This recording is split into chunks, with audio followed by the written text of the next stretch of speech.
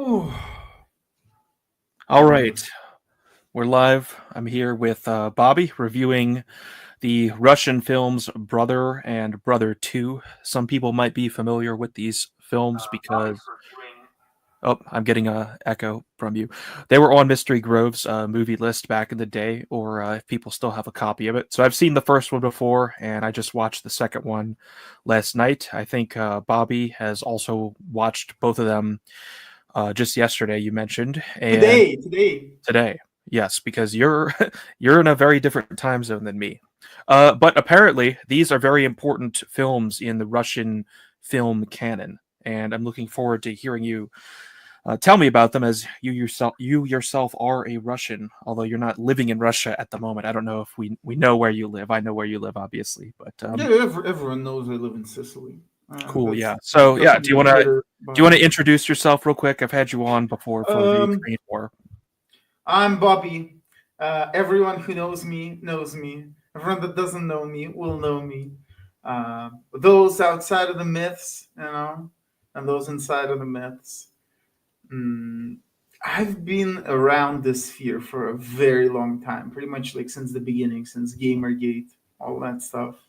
But I wasn't in the Discord channels you had with A, and I guess that's where our paths diverged a little bit. Mm, but Okay, yeah, I didn't know you were around long. yeah, I'm. I mean, I was in all the Sargon's Discords, as cursed as they were. Yeah, I saw you Uh, sent me a photo of you with Sargon. I guess one of the yeah, it was coffee a things. Carl Stargame. No, Dope. Yeah. I was at Childings. It was very interesting. I guess the split, the creature fear inherent in this this movement, right? You have the America, and then Europe, and then you have the Shadow Russians. And we're going to be talking about the Shadow Russians. So these movies, this is turn of the century, this is 90s, this is 2000s. Alexei Balabanov, prime Russian director, one of the best, one of the greatest, probably the greatest for modern Russia. Some of my parents knew of him, knew of people close to him. For the movie Brother, he went to the company where my dad and my mother worked at, and he got money from that company. It was like a fund or something. To Um, fund the film. and the first movie, and we're going to be talking about the first movie in the beginning. Um, First movie was made in what, 96, 98? And it was Let St. me check my Petersburg. let me check my Now, DVDs. I got in the the case beginning of the right here. movie, right, you have Danila Bagorov, and he just appears from nowhere, appears out of the steppes in the marshes. He walks towards the movie screen. And in fact, they're filming a movie. It is the director, and the director chases him away. He's beaten up, and the police comes, right? And the police wants him in because they know something that we, as the audience, don't. And he says, "Well, I was in the army, but I didn't serve anywhere. I was at the office. I was sitting there and doing nothing. But the police still wants him. He rejects the state. The state rejects him, and the state is the director. It is the primacy of theater, which is number one thing we will discuss, right, out of the different questions, which is one is not a question, it's a statement. It is the Russian primacy of theater. If Shakespeare said, right, we are all, the world is a play and we are all actors, or something like that. Well, in Russia, it isn't the world is a play, but the play is the world. And you will see a lot of discussion about, well, who creates narratives, and that all of this is fake, right? All the wars are fake, and in fact, the war is always in the background. You see pieces of it on the TV. People talk about the war, and so that is the second statement, which is the eternal war. Maybe also a question against whom. Then you have a question. You have, who are Russia's friends? What is Mother Russia? Who is she? Who are the Russians? Who are brothers to the Russian? We have the So yeah, death of the the old fatherland. that aggressed upon the European.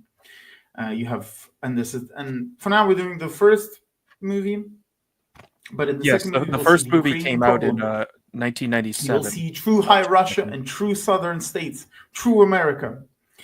You have America's failed multiculturalism versus Russia's who knows what will happen multiculturalism. Bad in the past, terrible in the faraway past. What is it going to be like? Then, of course, throughout all of that, you have Russian music, Russian modern music, Russian old music. And yeah, this is the movie that everyone has seen. All the Russians, whenever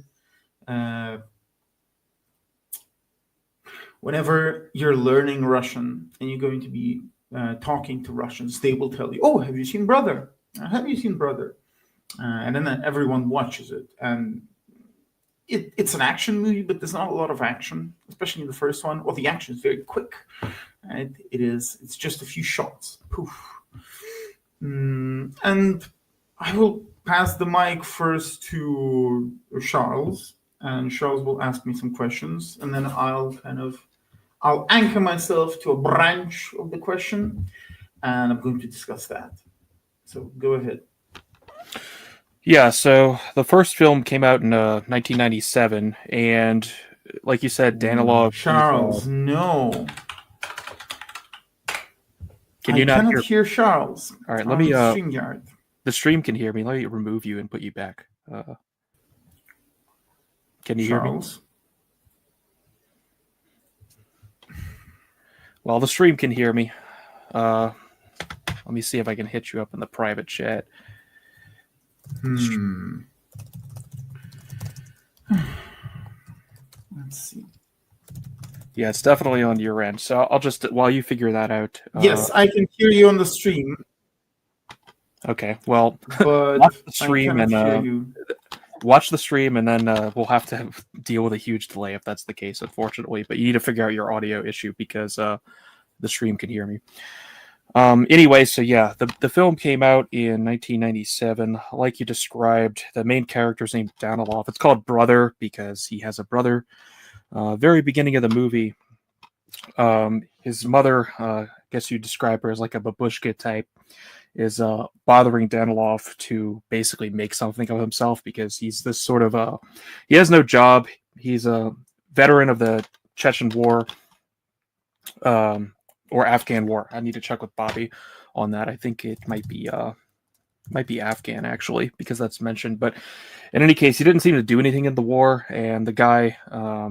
Let me let Bobby in. They need to connect.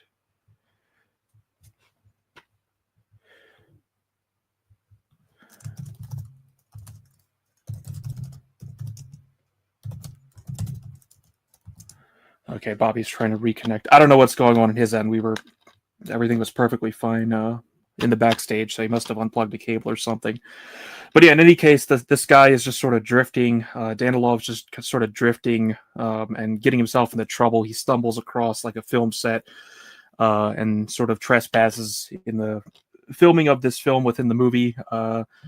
Gets brought into the police station, and the police officer basically offers him a job. This actually comes up later, but he doesn't take it. And then his mom bothers him to go to St. Petersburg to meet his brother there. His brother is basically like this pseudo father figure to Danilov. What's his brother's name, Bobby? At first it's not Danilov, it's Danila. Danila, and his brother's name. He's got a name. He's most often referred to as the brother or the Tatar. Tartar. Yeah. So his mother, their mother is like, yes, go to your brother because he's made something of himself, and if only you could be like him. So he goes to St. Petersburg to meet his brother, who's called the Tatar, and it turns out his brother is basically kind of like this 2-bit hitman. And he's not really this great like individual that his mother's projecting, but Danila just sort of falls in with his brother, the Tatar. Does he really not have a name? Now that I think about it, he's got something, but it's not important because the important part is that he's a brother to him. but they're not really genetic brothers, right? Like, this is the whole thing. He is the Tatar Russian, right? He's the more Asiatic looking, hairy motherfucker. Yes. So, but basically, his brother is like, okay. His brother sort of gets Danila in on his gangster stuff. Basically, I mean, he's a hitman. That's what he does. So yeah, do you want to take it from there? Well, yeah, because Well, actually, before we do that, he meets the German, right? Yeah. That's after he gets to St. Petersburg, right? He meets the German in Well, St. he Petersburg. actually it's the first person he meets, and he Yeah, gives before he him, meets his brother. yeah, he gives him the gifts that were going towards the brother. So the German's interesting. I mean, there's something. One of the characters in the film who's this supporting character who seems to operate this apartment, right?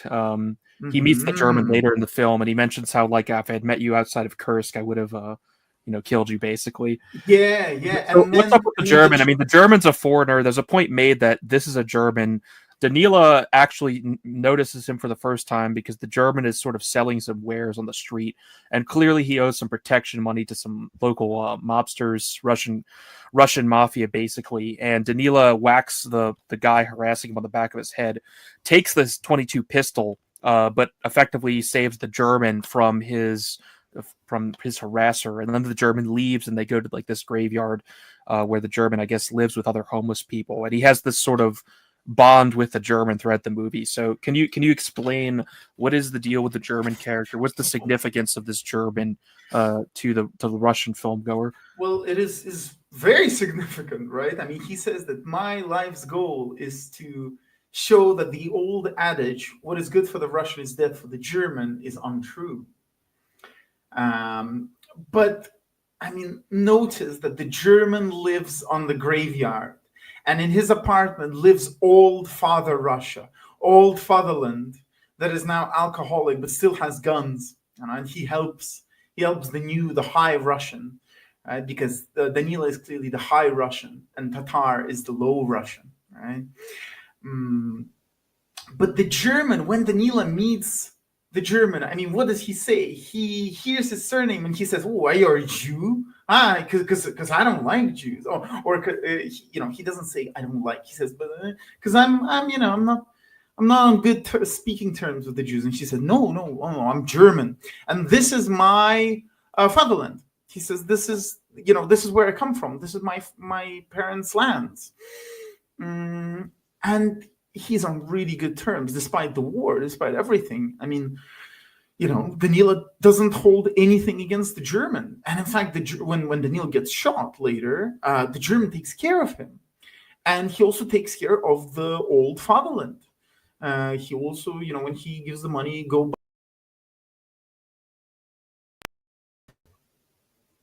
Hello. Okay. Sorry, I was switching to another stage. Keep going. There's All right. StreamYard's introduced this new feature where you can set up scenes in advance. So I just found the first issue with it, but I was gonna put on Brothers just on YouTube, right? So I'll just play it silently in the background. Medicine, is of the German, and you can see it. A lot of like hospitals were started by Germans during that time. In St. Petersburg, it was more Finns. There were a lot of Finnish medicine places. But for example, my dad goes to Germany for his, for help with his conditions and all that stuff. A lot of Russians went to Germany to heal themselves. So you have like, I guess one of the great things towards the new Russian, towards the turn of the millennium, is that the Germans are good now, right? The war is over. The Germans are maybe not brothers. I mean, I don't think he says the German is a brother, but he definitely treats him better in some ways, better than his brother. And that there is a certain understanding. And that whatever happened before, the St. Petersburg, the blockade, like when you're a little Russian in school in the early 2000s, you don't really get taught about the big H, right? But you do get taught a lot about the blockade. But when I was a little kid, I mean, maybe it's changed now. It's probably changed now. I wasn't actually like really told that these were like the evil Germans. It was like, oh, fascists, right? Oh, the Nazis or something, and not to speak of the Italians, which weren't really even mentioned. It was just like, oh yeah, Italy like attacked, but no one ever had any qualms about Italians. But that's the German. The German is good now. Yeah, well, in Russia, tell me if this makes sense. I mean, from the Russian perspective, I would imagine because Germany was split until 1989, basically, like the German question, I guess, wasn't really resolved for the Russians until basically almost the 20th century, because they were still very much occupying that country, even though the DDR was sort of its own regime, right? But once Germany came back together after the end of the Cold War, that's probably a much more significant event for the Russian people in terms of their relations. I mean, they're also basically neighbors, right? That's probably much more significant for the Russians, because that's sort of the end of the consequences of the Second World War, whereas in the West, it's completely different. It's not like the end of World War II in a sense. Does that make sense? Yeah, I mean, I know that my parents went to Germany. I think not my parents, but my grandmother went to DDR, and she would bring my dad things from there. Like toy soldiers. They'd bring in cans of Coca-Cola. I mean, during Soviet times, after the war, people would get these cans of Pepsi Cola or Fanta or Coca-Cola, and they would drink them, and they would put the can in their glass wardrobe where like all the tea stuff stood, because you couldn't buy them. It was cool. That's what all the Soviet people will say, that once we this wasn't trash, this was like proof that we are Europeans, that we can have that, we're rich. Let me ask you something else. So when he stumbles across that film set and now he's in the police station, he overhears basically the film soundtrack, and it's by this band called Nautilus, and he becomes obsessed with finding this music. Is there some significance to that? Like, what's the deal? Obviously, he has a Sony Walkman, and this is the sort of like his like single like Western luxury he walks around with. He's got a CD player. The good. He really likes it. I mean, and we will come up later, but it saves his life. It does, yeah. But Nautilus Pompilius were friends of Alexei Balabanov, the director. Okay. I mean, the movie was filmed on like $100,000 at the time, which was a lot, but it wasn't enough for a movie. And in fact, the whole movie was filmed on one single camera. Yeah, they were his friends, and he liked their sound. It was very Russian. In fact, Danilo always remarks of like, "Oh, this is like the true Russian sound." It's a mixture of Western maybe instruments, but the Russian soul. He doesn't say Russian soul. In fact, I'm not sure they ever say in this movie the words Russian soul. It's more like land. No, I don't think so. But obviously, I'm only looking at the subtitles. The subtitles are okay. There's not much said. I mean, a lot of Russian movies are without dialogue. You can see the influence of the non-having of dialogue in, for example, Tartakovsky. The cartoon Samurai Jack, Powerpuff Girls. Okay. All right. So we talked about the German and what before he meets his brother. So he actually meets his brother in Saint Petersburg, and gets involved in the brother's, basically gangster life, and he kind of just falls into that like it's nothing, and starts. There's not a whole lot of shooting in this movie, but I mean, one of the first things he does actually, okay, back up before we get to his brother again. He, like I mentioned, he picks up that .22 revolver off of the guy he saved the German from, right? And then he actually uses that .22 on a trolley, like a streetcar, to get some miscreants to pay their ticket. Like the conductor is going around. asking for people's tickets, and they're like, "Oh, we don't have our ticket." Oh, And this then is he good. literally he goes to like literally threatens them with the 22, paying your So $7. these were not people, Charles. What were they? They were evil border shits. They were like Georgians, you know. They had the accent. Okay, Like so I couldn't Southern pick that up. Asian. So they were Georgians. Yeah, they were like Southern. Maybe they were Uzbeks or whatever. It was the evil border shits that flooded the capital, you know, and they killed Russian people during the Soviet revolutions. And in fact, he says, "You are no brother of mine." In fact, I get it now. this is an incredibly famous scene, and it was cut for a while. Like when they would show this movie on national TV, and they showed it all the time, they would cut out that part. And what they say, and this has been translated and retranslated a billion times. This is something that people say in real life in Russia. This is something that people say to Uzbeks in buses with a gun in real life, right? Okay, that's interesting. See, I wouldn't have picked up on that because all these guys just look the same to me. No, and sound the same. What he says is, okay, let me go. Let me do this. Okay, so I wasn't quite sure how much, like, what his motivation was for doing that, because Danila does seem to have a thing for people keeping their obligations. Like he's very very insistent that he keeps his word, and it seems like he I guess the situation with the German, he intervened there because it seemed like the German was being harassed for something he didn't actually owe. And these two Georgians on this trolley did actually owe a ticket. And well, it's not just that they owed a ticket; it's that the ticket cost nothing because it was government, kind of government money amount. Because you know the true inflation was hidden, like they do, for example, today in the Soviet Union 2.0, also called the Soviet Union, right? In the USA, they hide the inflation, and in fact, it was like nothing. It was like 27, and the fine was also like 57 rubles or something. So what Danila says is that you are no brother of mine, you black-assed worm. Okay, so yeah, that's like an ethnic issue in the film that I wouldn't have picked up on. Okay, so now that has happened, now we can finally get to the part where he meets his brother, who we saw in Streeb earlier. He's like, and what does the first thing that his brother does to him? I can't remember. He points a gun to his head.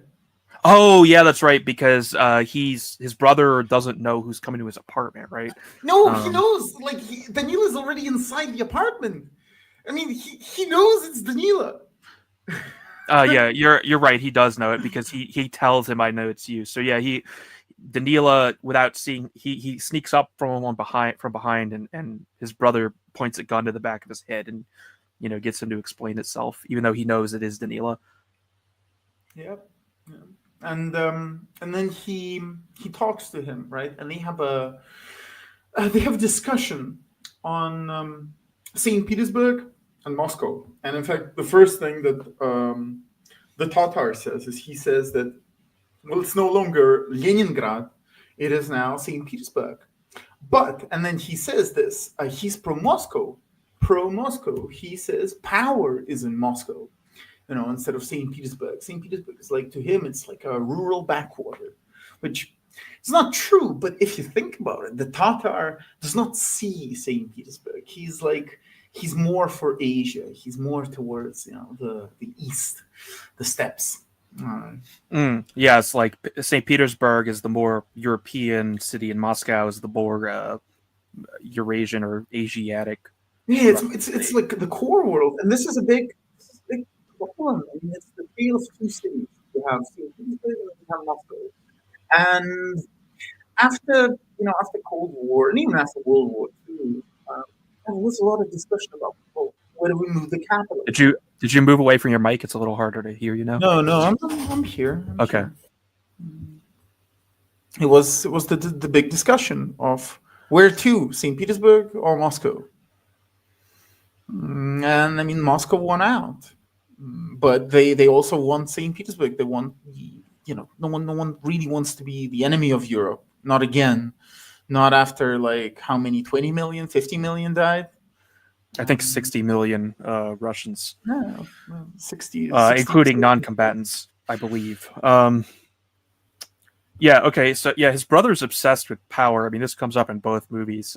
Danila doesn't really seem particularly interested in that. I mean, one of the interesting things is how easily we just see here kind of what we talked about earlier, how easily he employs violence and starts killing people with his brother, like later in the movie, even though he was apparently a clerk in the war, in the Chechen War. That's the I'm thing. not sure that's true, though. We're going to come up to that. That's going to come up later. But he doesn't necessarily say clerk. He doesn't even say office. He says Штабе, which means like the HQ, basically.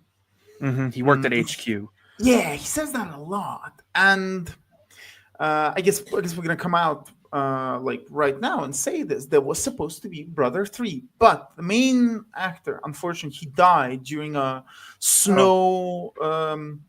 what do you call it? Like an avalanche, a giant avalanche, bringing down like villages. It just came suddenly, and they buried the whole crew. They never even found the bodies. And in fact, Alexei Balabanov, the director, he was a big friend of the main actor, and he began drinking after that time. In fact, you see here that the drink is not really shown in positive light. Which is interesting. No, I guess when do they drink in this film? They drink here in this hovel with some of the other homeless people. Yeah, well, they drink a lot. It's everywhere. Vodka is everywhere, but it's not shown as good. It's shown as like, maybe it's a necessary evil, right? But all the baddies, they are always drunk, and you see it in the second movie too. So his brother, the Tatar, is being sent out on a hit, basically, But it seems like they don't want to pay him for the hit, and they're also going to whack him, and then that goes wrong. Do I have that right in terms of how the plot plays out? Yeah. And so, but he knows this, right? He's not a stupid. Like he's also sly, and he's also evil. And he recruits his brother. Yeah, well, he recruits Danila to whack the I forget the ethnicity of the guy is serving. He's Chechen. Chechen. Okay, there's this Chechen that the Tatar is supposed to whack. The Tatar gets his brother Danila to do it for him, and Danila actually does it with a high level of expertise, and this throws the guys after the Tatar, off his trail because he's literally not there. Right, and I don't know if there's something to that. The level of expertise Danila has in like. Oh yeah, it's the different. It's the tactical. Precision violence, crafty violence of the high Russian. Okay. Because there's this scene where he's building he builds these little like micro explosives to make a distraction sound when he fires his 22. He puts like a Sprite can on his 22 to try and suppress it when he takes the shot. He's got like a change of clothes prepared in an alleyway, which doesn't exactly work out. Yeah, in fact, the Tatar brother tells him the Chechens are taking over like the Russian business, and there is an ethnic composition to that. And I mean, that's who he fought. That was the war. He never says what war he fought in. But it was the Chechen war, or maybe, and this is kind of the other thing. This is the through line of a lot of Russian movies, which is the eternal war, the war happening in background. It is always happening. You can see it in The Night Watch, for example. And in fact, here we can see the scene where he meets the new Mother Russia.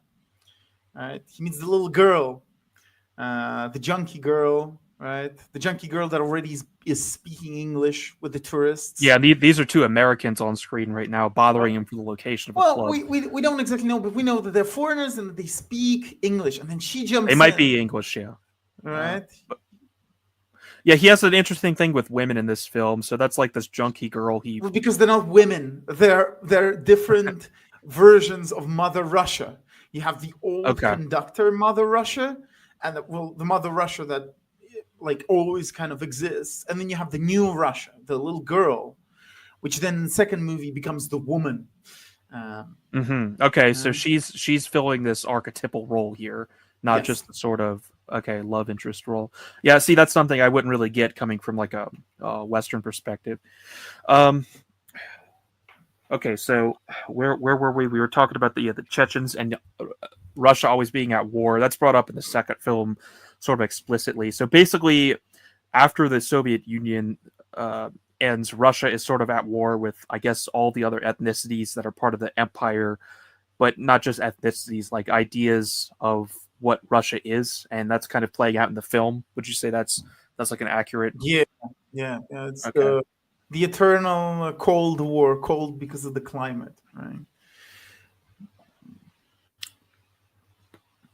So But he at some point in the film he meets this other woman who has basically an abusive husband, I guess, from the way she describes it. well, it's And it's then not he just that, right? She doesn't want to describe him as abusive. She's just like, oh, well, this happens, and in fact, yeah, yeah, you're right. It's I don't know how to describe it exactly, but yeah, she doesn't have like what you would call a good husband, I guess, in a sense. and But it the doesn't really seem dawn. like it doesn't seem atypical though, Yes, either. it's very sad, and you can see it when he comes over to her, and they watch the concert of Nautilus.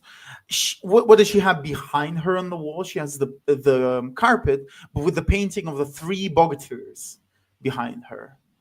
I think that's Ilya Repin, the Russian painter. So she is shown as this like old Russia of myths, Okay. right? And she's abused by her husband.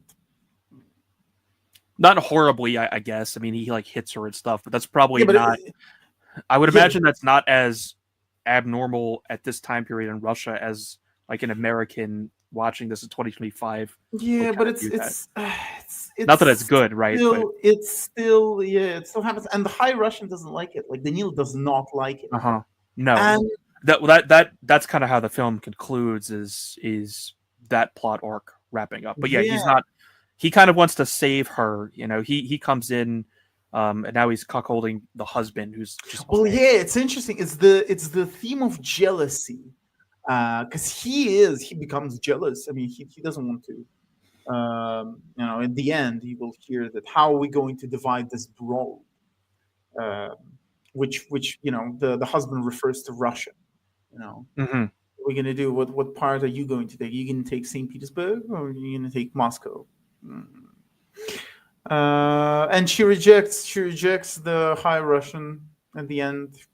Because of his violence, maybe because of his itinerancy. Right, he wants to move. He's too foreign, um, and so he's rejected by both the old Mother Russia and also the new Mother Russia because he doesn't want to party and listen to stupid American music, which they hear in the club when they go to the club with the young new Russia.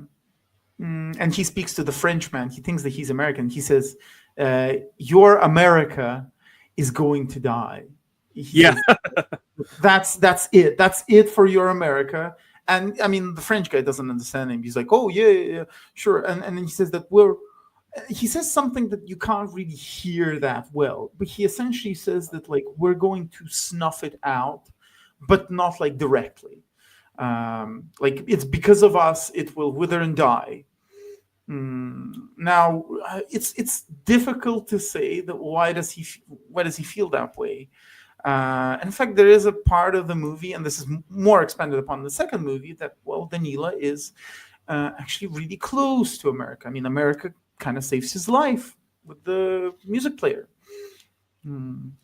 Yeah, Russia, that was interesting when so he's in the club with the junkie girl and this French guy hands him he's smoking weed and whatever, and the French guy hands him a joint. He thinks he's American. He doesn't even know he's French, and yeah, he's like telling him that basically Russia is going to destroy America, which is kind of the strongest, I guess you would say, political position he really takes in the film. Like he doesn't really have political positions, but that's sort of a, I guess, geopolitical statement. And but yeah, he has this weird relationship with America, where yeah, it saves his life. He walks around with this American Walkman from Sony all the time, and the music he's listening to is Russian music, But it's influenced, obviously American. Yeah, it's like influenced by it rock. sounds like American music. It's just in a different language. So can you expound upon that a bit, like his Well, I mean, relationship with it's America? true. Look, you can say anything you want about the '90s, the Russian '90s. Like things were bad. Money was tight for a lot of people. A lot of people made bad money, blood money, all that stuff. The power nexus shifted, and once again, expanded more upon in the second movie. Um, but there is a chance, and this is probably true, and this is not the first time that America has saved Russia's life. It happened in the beginning of the 20th century, where the help arrives, the famous painting, where it is the bread boat with an American flag coming to relieve Russia's famine during the Second World War. I mean, Russians. What was his name? The Zhukov. Zhukov said that without American everything, Russia would have lost. And you sent jeeps, you sent fuel, you sent I think ammunition. In the First World War, Russians had a really big problem with ammunition. And then you helped Russia recover. The Marshall Plan. Like, of course, it was less help and more like power, but it doesn't matter. People survived because of America. And I guess that's just an unfortunate fact, I guess, to a lot of Russians, that we can't, as a lot of people like to say, repeat it a second time. We're gonna repeat it a second time. Our MiGs will be in Riga. What was they say? Oh, the Reichstag, will burn again. We're gonna go in there. We're gonna piss on everything and rape everyone. But that's not gonna happen without America. So at some point later in the film, he's out on this. I guess he's on a hit with like two other gangsters, right? Mm-hmm. I forget why he's sent on this hit, and they're in someone's apartment. Well, I mean, the whole point was that his brother Tatar wanted to kill him to get in the good graces with the mythical Dawn, the humble mythical creature Dawn that speaks in riddles. That has his adages that he pulls for everything. The woman he's cheating with mentions that this guy speaks in proverbs. He speaks in proverbs. That's the English translation. It's the evil Yoda. It's the and for Russians, this is really important. I mean, I've talked about this on Mr. D's spaces, but for the Russian, everything outside the church, all the mythical creatures, they're all bad. They all want to eat you alive, but you have to interact with them. Otherwise, they will go out of control. They will run out of your sacks. They're called chorte or chorts, as they call them in English, or they're also bese, the beasts, the devils. It's like the Japanese kami, but ones that want to rape and kill you all the time. None of them are good. Now, they might do good stuff for you now, but if you don't feed the house spirit with vodka and shoes, he's going to kill you. He's going to burn down the house. He's going to let in evil people to kill you. And you don't want that. And so that's what this dawn is, the circled one. The round one, right? The cycle, the historical cycle is coming once again. The demolition of the Russian people, the Malthusian cycle, it's coming again. And Danila must defeat him. This time it's going to be forever. As Putin once said, when people asked him, well, why is there like the beginning of Russia in, where was it, like Kursk, near the Russian border, there's a big sign saying, "Oh, this is where Russia begins." And they ask him, "Well, where does Russia end?" He says, "Russia has no end."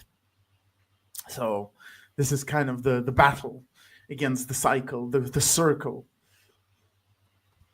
So Danila kills those the two gangsters he's with after they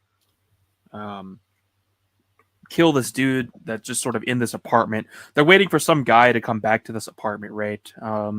To whack him. And actually, so when Danila's in there with them, he's looking for aspirin because they had a hangover last night because he was hanging out with the junkie girl in the club. And this is right after the scene we talked about with the Frenchman.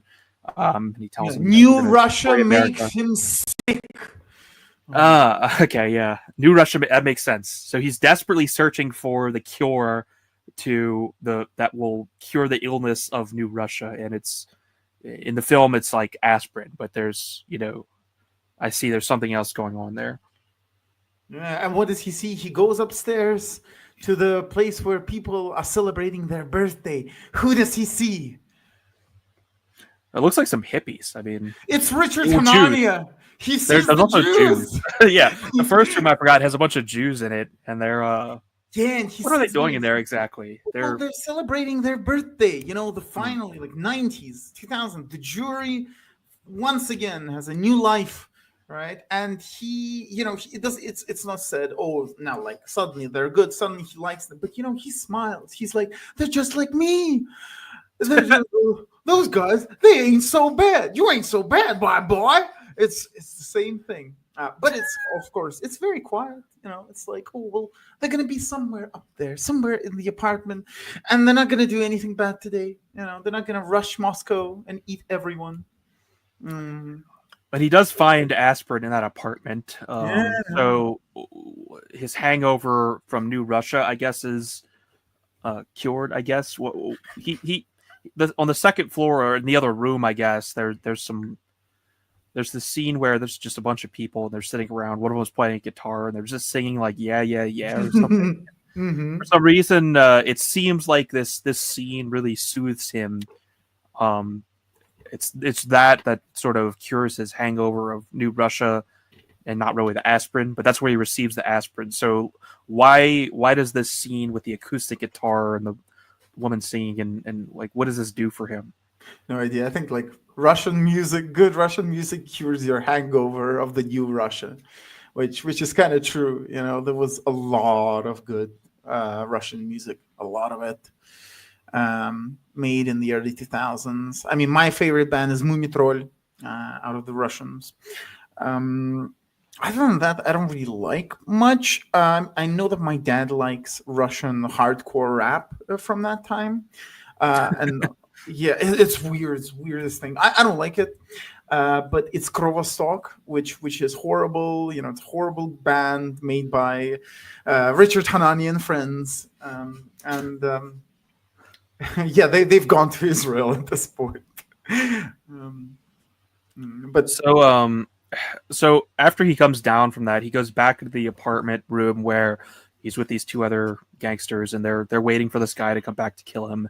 And in the meantime, the wrong person walks into the room, and it's some like random director. So they've got two hostages in the apartment, and the director walks into the room.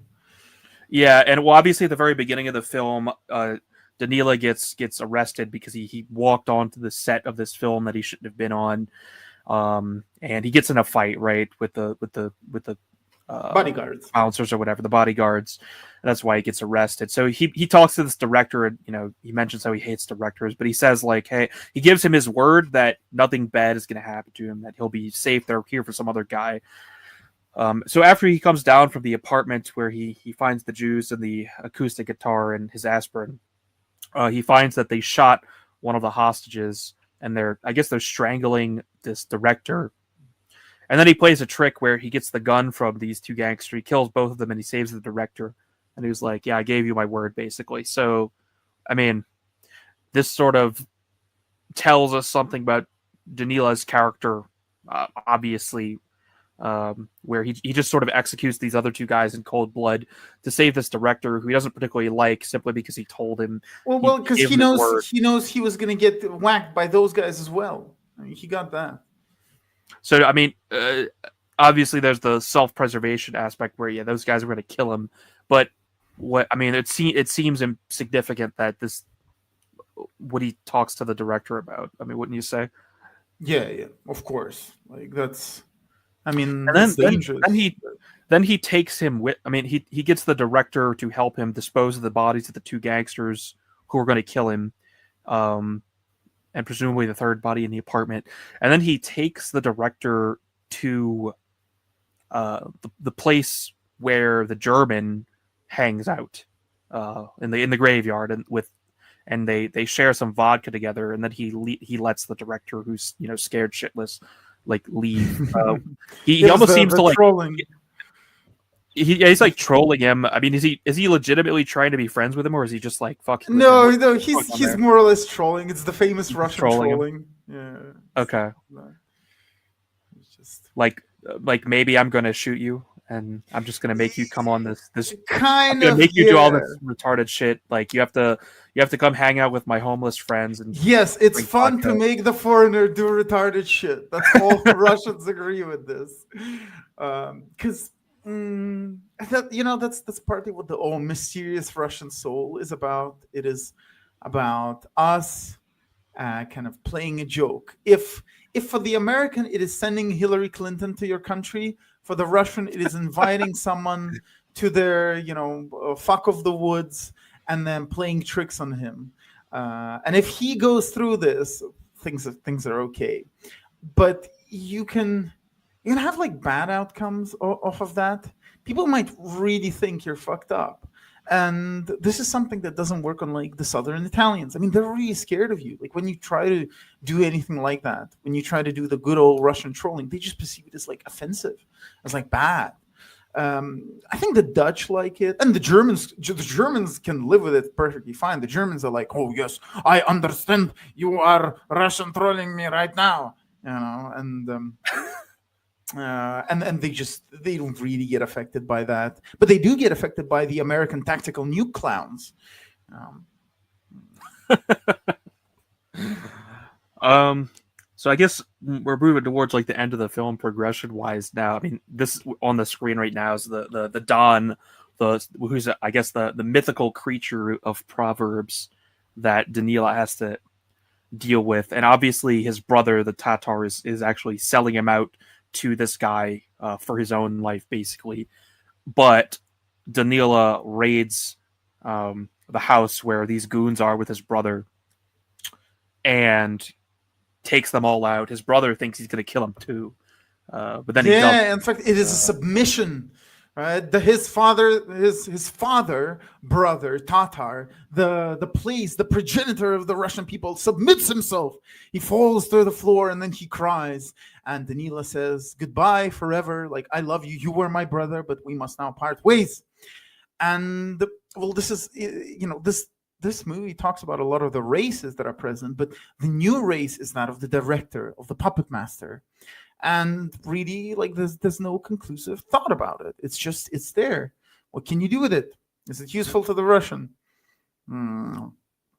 And yeah, he just says, "And so, brother, goodbye forever. God will it. We'll see each other again." And then he tells the last like surviving bandit, "If anyone touches my brother, I will kill them." And then after that, he goes to Old Mother Russia, which rejects him, and the Right. husband says, The housewife, and the husband comes back. He shoots her. He yeah, shoots the husband in the he leg. says, "So, brother, how shall we divide the broad?" And then Danilo says, "You're no brother of mine," and shoots him.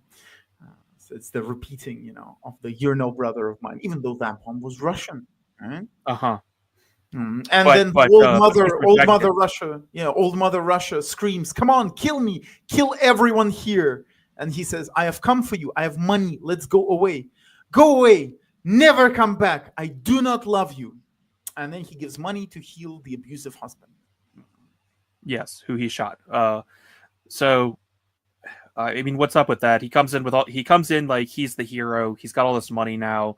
He's going to save old Mother Russia from this abusive husband, but he's rejected. So what does that tell us about the Russian people? Well, my Russian friend is saying that I'm going too far calling that broad the mother Russia. Okay, so But we have some disagreement. yeah, he's Russians watching. here. It's fine. He's Russian. He's more the Moscow type, but he's going to St. Petersburg as well. He's very poetic, very Baudelairean. So I mean, Liberty. when I watch that scene though, it's like it kind of seems like he was kind of becoming kind of like his brother in a way, and he thinks now that he's got all this money and he can just sort of throw it around and get this woman to come with him. But then he sort of finds out that the money doesn't really do anything. He can't just buy I guess in here, if we're calling this woman an archetype of Russia, he can't just buy Russia with all this cash he now has. Yeah. Yep. And he's not consistent. But the husband is consistent. You know, he beats her, but he beats her when the clock strikes 10, when he gets drunk. But you don't know what Danila is gonna do. And well, then he finally goes to the junkie too, and he gives her some money. Yeah, and then they tell you, well, he asks, where's Junkie? But really, where's the girl? But really, She's in what he's McDonald's. asking, yes, what he's asking is, where is the new Mother Russia? And then they say, in McDonald's. And he asks her, well, what will you do? And she says, maybe pyramid, maybe the planetarium. And he says, I am leaving. And then she says, okay, goodbye. You just came to say goodbye. Goodbye then. Yeah, it seemed like he was kind of there to see if she would come with him as well, but she has zero interest in Danila, like, at all. Yeah, she's in McDonald's, right? She's eating the Yes. What are they called? What are they called? She's not eating a burger. She's eating It's some sort of wrap. I don't know. Yeah, a wrap. She's eating a wrap. Yeah. So that was part one. Yeah, I don't think. I mean, obviously, you say Brother 2 is the more important film here for what you want to discuss. Is there anything else from Brother 1 that?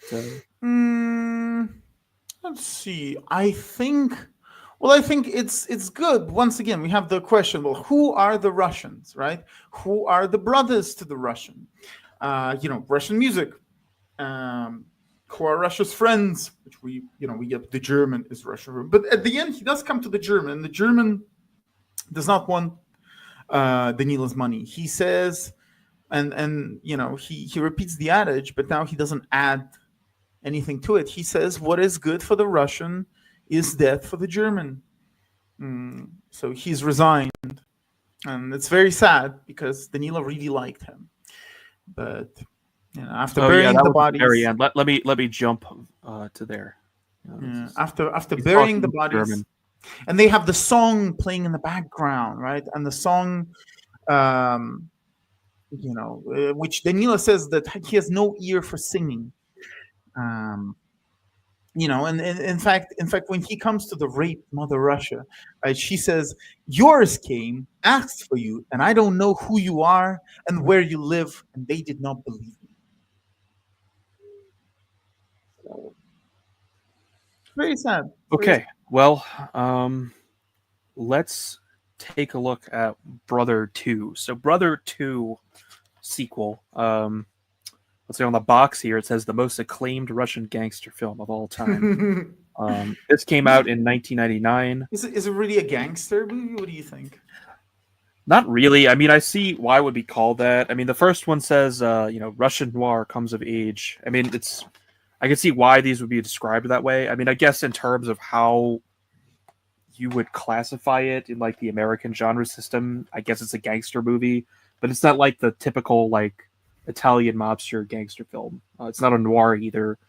It doesn't really fit into any particular boxes. It's a drama. It's a drama with guns. I don't know. Anyway, Brother 2, Brother 2 had a lot of comedy in it. Second. My friend, my Russian friend says that Le Samouraï by with Alain Delon and Taxi Driver are big influences on this movie.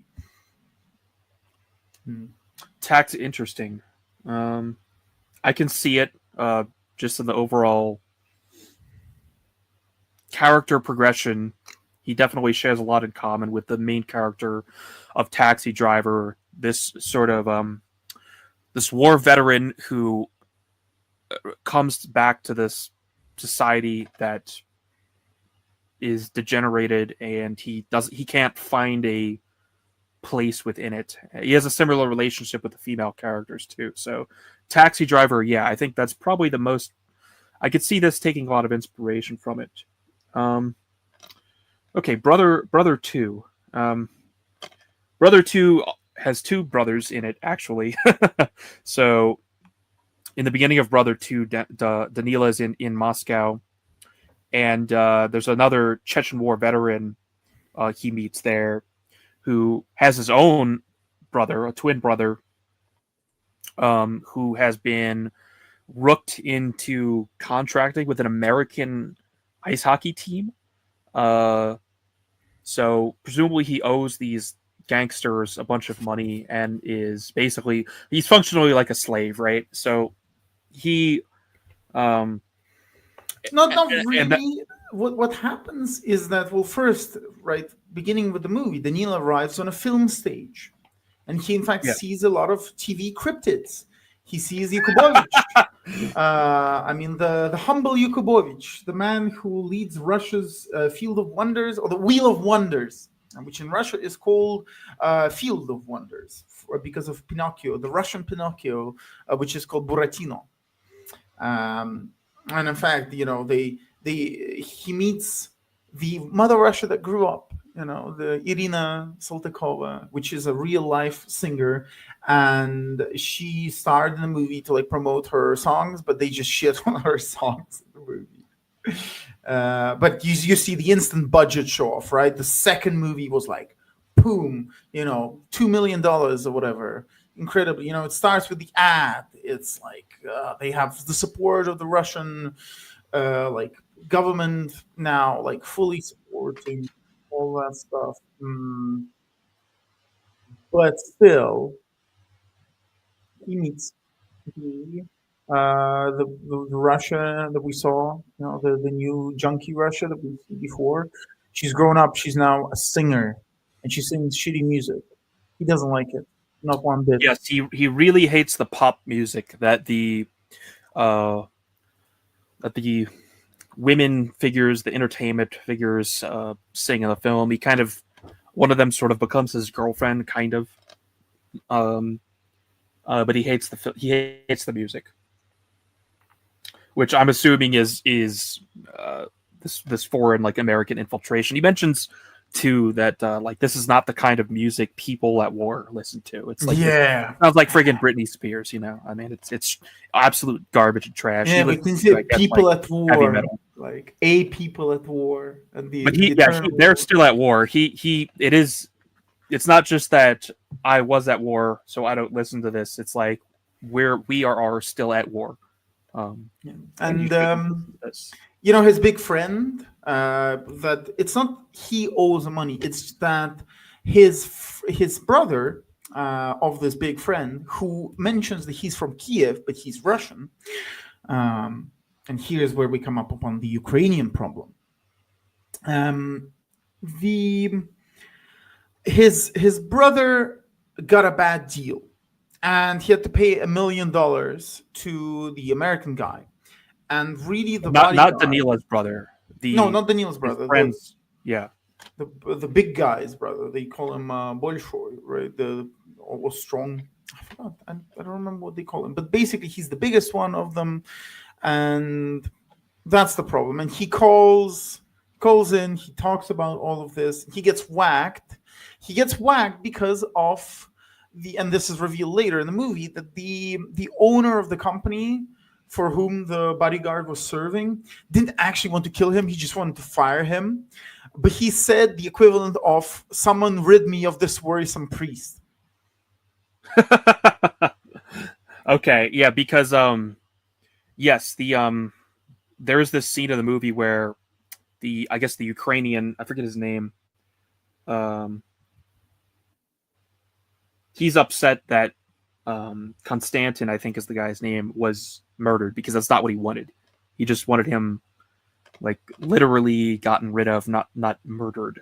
So I think that's him right here on the TV, right?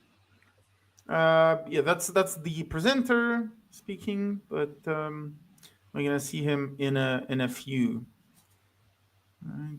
Yeah, that's the big guy. He will be sitting to the left. Yeah, there he is. So what's the deal with? I mean, why is this scene in the movie? I guess. Well, I mean, it's important. I mean, we even see the teleprompter. This is not real, right? Wherever they are in the TV is not real. The program that is called The World of the People is not real. There's cameras everywhere. Everyone's like shouting at each other. This is just for the money. And of course, Danilo doesn't like it. right? Okay, so what happens next in the movie after Gromov gets whacked?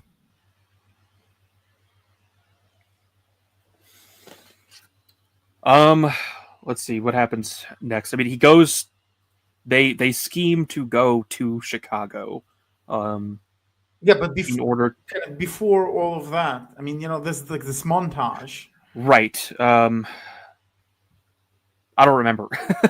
Well, let's see. I have here. So the Ukrainian, Gromov, the guy who gets whacked. He calls the Ukrainians ho-holes when he refers to them. And in fact, when he talks about music with Irina, she says, "What war? This is peace. I sing this music."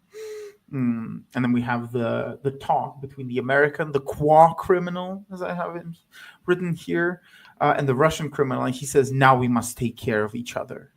And then Danila rides in it with a shitty, aggressive driver. Those are important because we see this later in the movie too. He's angry at the world, country of goats and sheep, teaching me how to live. What is happening? People were people, and suddenly they are cretins. And then Danila, he calls the police, but he still goes to jail. And in the jail, he gets harassed, and he beats up the harassers because the High Russian does not respect prison order, which is a kind of a big thing with a lot of populations. The thieves in law, as they say. Well, okay, so there's the montage, and they buy weapons. Who do they go to for weapons? The fascist. Let me. The fascist. Let me see if I can find that. Here he is. Here he is. He comes out. He's very drunk. He's Russian though, but it's just LARPing. It's just funny. He's not shown as like any serious threat or anything. In fact, no, he's just he's LARPing because he has caches of World War II weapons that he sells. So yeah, they go to him. Yeah, look at it. Are you German, Russian? And Danila goes woke. He says, "Oh, my granddad was killed in the war." Yeah, and the fascist says, "Well, big deal. It happens because so look, Russian doesn't have articles. So when you say in the war, you don't say the war. So the fascists thought that it was any war. He just died. He died of a heart attack because he drank too much. That was a war. So big deal. Everyone here dies in a war. And this is kind of the moment where, at least for the 2000s, this was the war is over. That war is over. Useless to focus on it, fascist or not, who cares? And so they buy weapons. And the weapons, kind of the weapon examples that the fascists is giving to them are, you can see, are different periods of Russian existence, or at least 20th and 19th century. As the TT, as the Nagant, there's they later pick out the Maxim gun or whatever it's called in Russia. Yeah, it's I forget what it is, but it's like the Russian Maxim gun. And really, when Danila is asking him, well, where are all these things from? He's really asking him, where is war from? Where are all these periods from? Kind of like all this that we have now, all of our history, and the fascist just says, from war's echo, from the echoes of war. And then you hear, especially after that, you hear the song, and the words are eternally young, eternally drunk. And the brother comes to Moscow. Yeah, now they have a sort of a role inversion where in the first film, the brother, the Tatar, was sort of the father figure, sort of leading events through his betrayal. But now he's like tagging along to Danila, and Danila's in the superior role, making all the decisions. Yep, and I mean, of course, you have to have this scene. Yeah, you need the red square scene because they're located in the red square. They're sitting in the museum. I mean, come on. How can it? It can't get more literal than this. He goes to the core of Russia. He goes to Kremlin, and in the Kremlin are criminals. I mean, even if they're your criminals, um, and then you see, look at the church, the cathedral. Okay, yeah, in the backdrop of the Kremlin being occupied by criminals, I get it. Yeah, you have the mirror, right? Mirror imaging. I mean, this is important, especially in the second movie. The mirror image of Russia, but in America. Mm.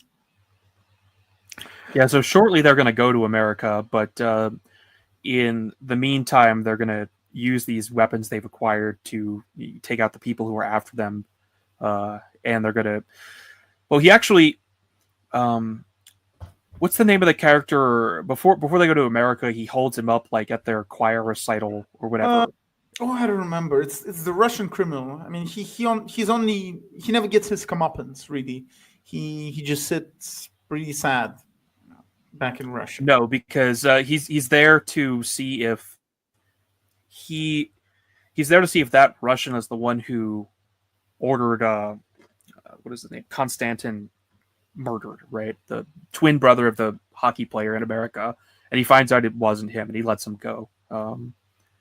Yeah, and I mean, they have like this moment where he's the Russian criminals at the recital, and then they begin singing the song. And this is the first time you hear the song "Goodbye America." Yeah, yeah. The kids, the children in the choir are singing "Goodbye America."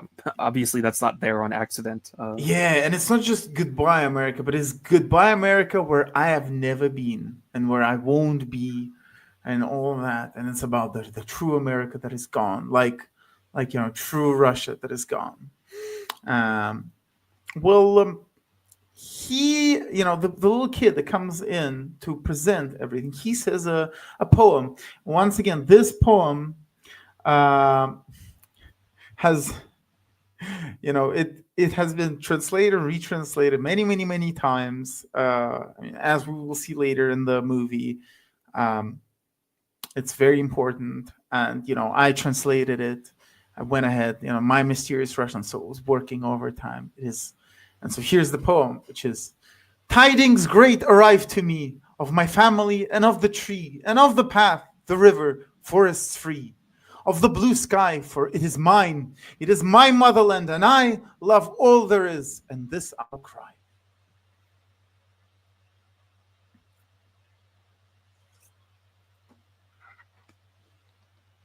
Well, are you going to expound on it?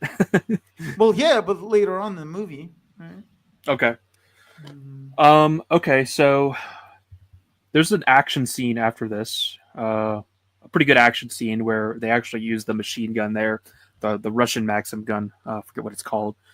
To take out and they use the MP40s to shoot at the guys who are after them, and they use a grenade that doesn't go off, Yeah, and because that's a pretty good the action. fascist said it's 50-50. Yes, and I think they only actually used two of the grenades in the film. Maybe they only had two. One goes off, yeah, the other one doesn't. And then they come up with a scheme to fly to America. This is where there's some good comedy scenes in the movie. Here's actually the poem you just recited. But so yeah, they're trying to fly to Chicago, but these guys are watching the airlines to try and catch Danila. So they split which flights they're going to go on, so that Danila's brother gets to America first, and then Danila takes a later flight that isn't being watched, and they're going to meet up.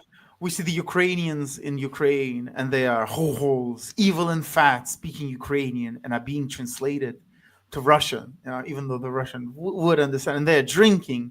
Once again, drink is associated with kind of bad, the bad side of it. In fact, when the Ukrainians talk to the Russians, they're translated, for the viewers, but in the movie they both understand each other. I see. And there's some comedy actually when there's actually a lot of comedy in this movie. I guess in the second half. There's a lot of quipping after Danila's brother gets to America.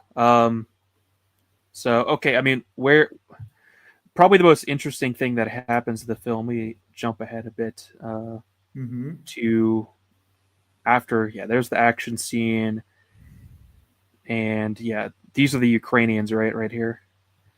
Yes, yes, exactly. You see, oh man, the piggers, the humble pigger,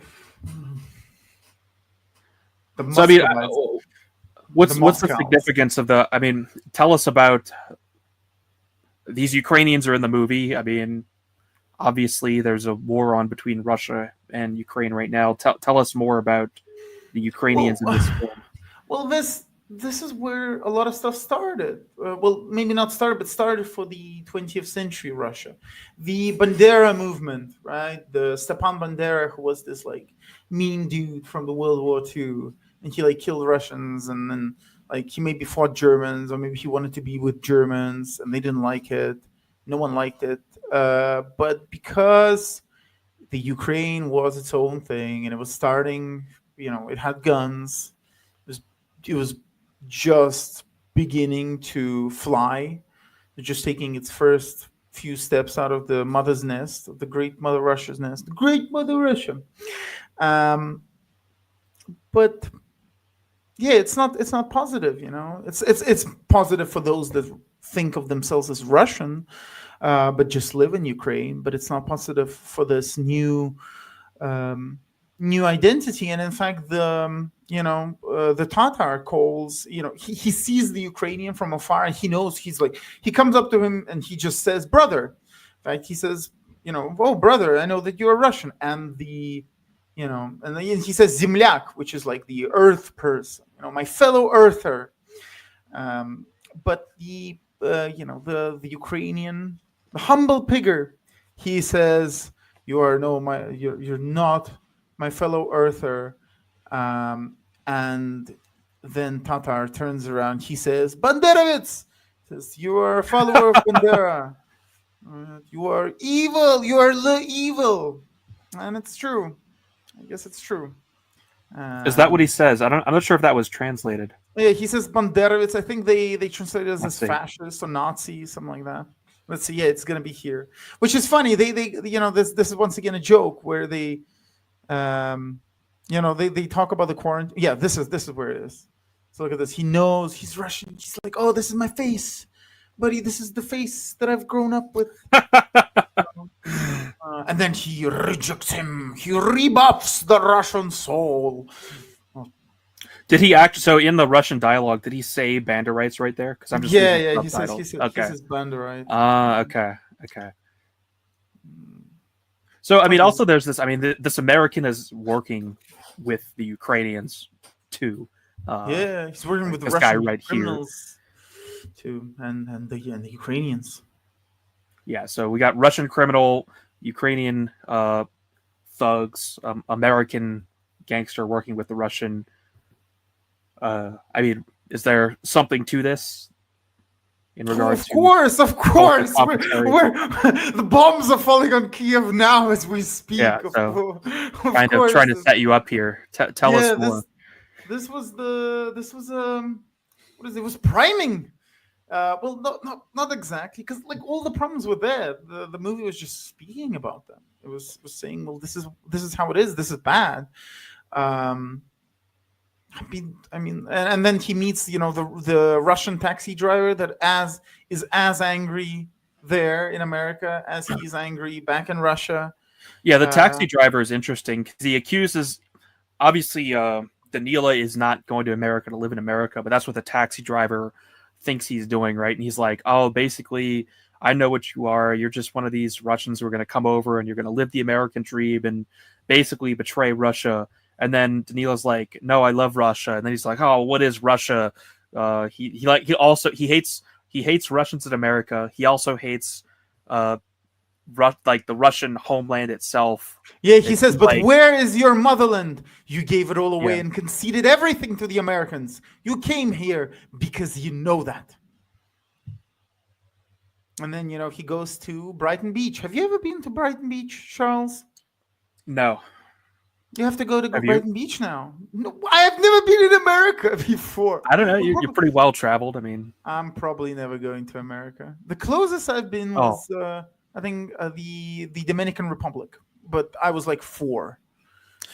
Yeah, unfortunately, the Dominican Republic is a lot closer to America now than I think we'd like. So yeah, but yeah, maybe I'll come to Sicily at some point. Yeah, they're eating the Banderites. They're eating the Russians. So yeah, Brighton Beach sucks ass. Everyone says it's terrible, and in fact, the American car sucks ass. And the guy who sells the car, he's clearly not Russian. The Russian knows. It can see Richard Hanania inherent in that little rascal. He's evil. Okay, so yeah, this guy is like, yeah, a Russian would never betray another Russian. Yeah, a Russian would. This car. We are Russians. Us Russians, we don't fool each other. But no, we know.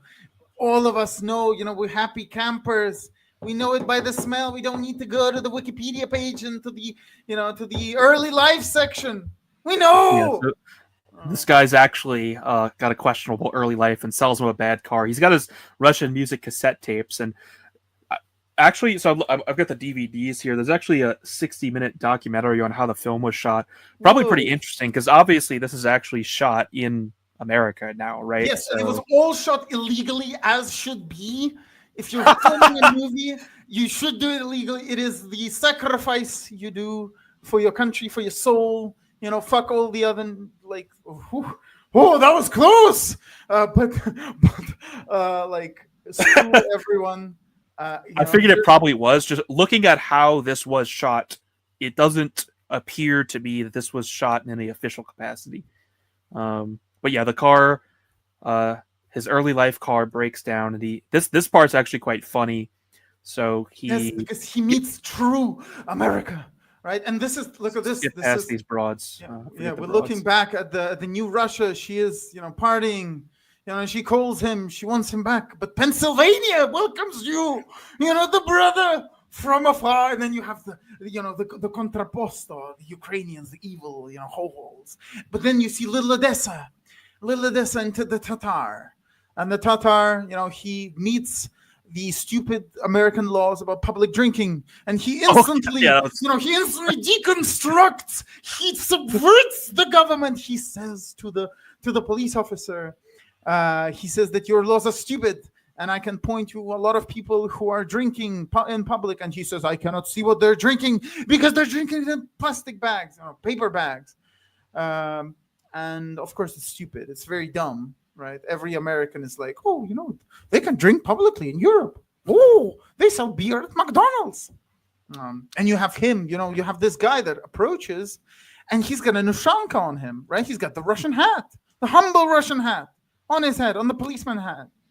But I didn't even pick up on that. That's interesting. Yeah, but the strong Tatar, the violent horde, the Asian Mongolic horde triumphs over the Zogbot.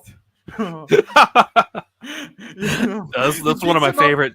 He steals his gun, ACAB, brother. So, fuck him. Yeah, no, this is one of my favorite scenes in the film. This is totally based. Not advocating anything. I'm a policeman. That's all right. I'm a policeman too. Yeah, he actually is. Yeah, I forget. He actually gets like a job at the police with the police. I think that Danila was offered. Like he tells his brother to go join the police at the end of the first film. So, yeah, Zogbot sees Zogbot, baby. So okay. Okay, yeah. So yeah, no, this is funny now. He hitchhikes with this truck driver. Do you know who the truck driver actor is? No. It's Home Alone. It's the father. Oh man, I haven't seen Home Alone in forever. This is kind of like it's a semi-famous, maybe not an A-lister, but it's like a B-lister in America. And of course, instant brotherhood, instant, base-to-base communication. The neurons are firing, and then they go on a big trip, the great American road trip in a truck, and despite the fact that Danila speaks Russian and kind of bits of English interspersed. The American instantly wants to listen to Russian music. He instantly accepts him. He helps him. Doesn't even need the money. And they go on a trip. And look at this. The song they listen to sings "Shadow is Part of Summer," and then Danila eats big burger. He eats big American burger. I mean, come on, how great is that? It is the true brotherhood from America. If there are any friends left for the Russian, it is the American in the South. And it's true. In this sphere, it is the same way. It's just Americans from the South, and you have Russians, and everyone likes each other more or less. And then whenever people are from the North or from like weird European countries, they will be like hostile to the Russian. They will say, "Oh, it's the Asiatic Mongol horde." But I mean, still, there aren't that many Russians in this sphere. I mean, like RWA is a state apparatus thing, and besides me, like what else is there? Who else interacts with all of you regularly? I don't know. I mean, there's some random like Russian adjacent accounts on Twitter I follow, or not follow, but see in relation to the war. I mean, Russians with attitude doesn't really interact with our sphere that I know of. He follows AA. Oh, I mean, that's not surprising. Like, I think AA went to the podcast or something. Did he? I don't listen to it. Did he? Free Diddy. But I don't. I don't know, but yeah, he's so I mean, Danila's having this fun time, exploring. Yes, and then the American first, the big burger. Oh my god, I didn't notice how big the burger was. It's a big burger. Biggest burger. Look, the red cap. It is the red cap. It is Trucker. Oh yes, the true America.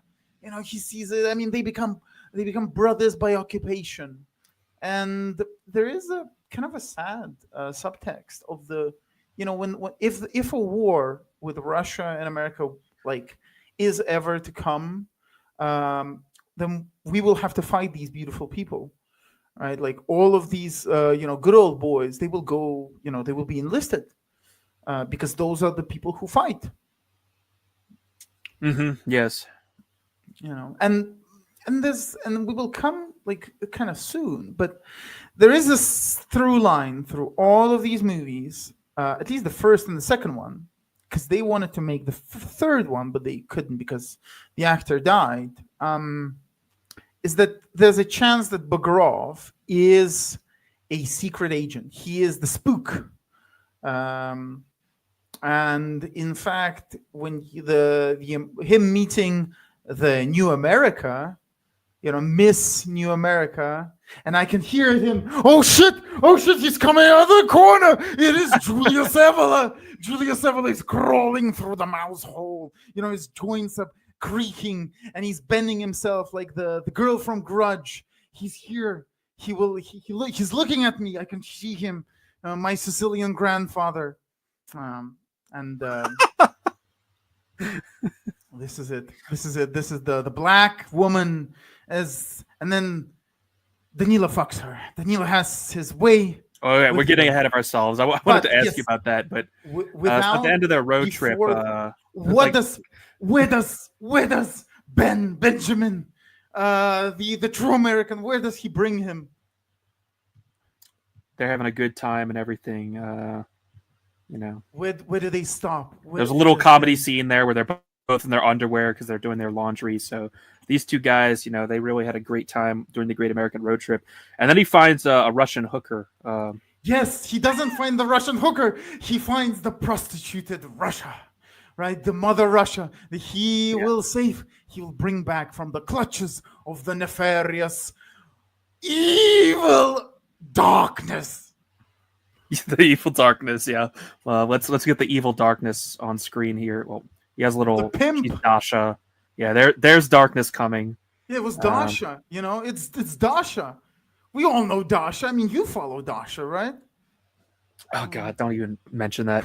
He hands her $100 bill, which is obviously a lot of money. And and the pimp, she drops it though, so the pimp sees it and smacks her. And Yeah, he so abuses Mother Russia.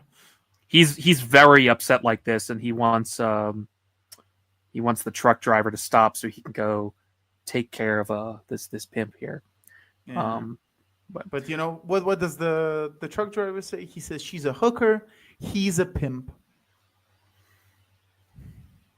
Yeah, so this really upsets him, and actually, this is you don't see that character again. Like that's just the end of it. So, Well, you see him like when he kills him.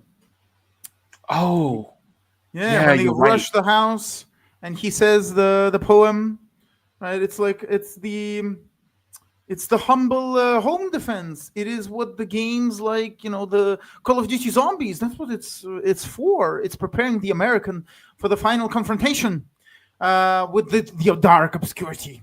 But yes, here, look at this. He purposefully jumped on the car because he knew who Yeah. was in the car, because he's a spook. He wields the all-seeing eye of the Russian intelligence. Yeah, that was this was weird because he clearly did this on purpose Mhm. in order to, I don't know, find a place he could stay. This is like a newswoman, right? Well, yeah, This confused me a little bit. Like, how did he know to do this? well, because You he's a just secret randomly agent, take a and car? this was going to be revealed in the third. Okay, so you're saying like he targeted her because he's actually a secret agent. Well, yeah, because he's a spook. He's This is the whole point that they wanted to finish up with, is that the low Russia is cannon fodder. The low Russian goes to, he's the private, he's the pawn in the director's hand, but the high Russian, he's the secret agent, the spook, the man, the novels and nukes, as RWA puts it, novels and nukes. And she's like a TV caster. He won't let her take her to the hospital, so she puts him up in her place. It's And the he Mother gets cleaned America, up. the new Mother America. And And yet again, yeah, I see him. I see his visage, his monocle floating before me. yeah. So I mean, tell us about the fact that it's a black lady, and then he screws her. Yeah. What do you think of this?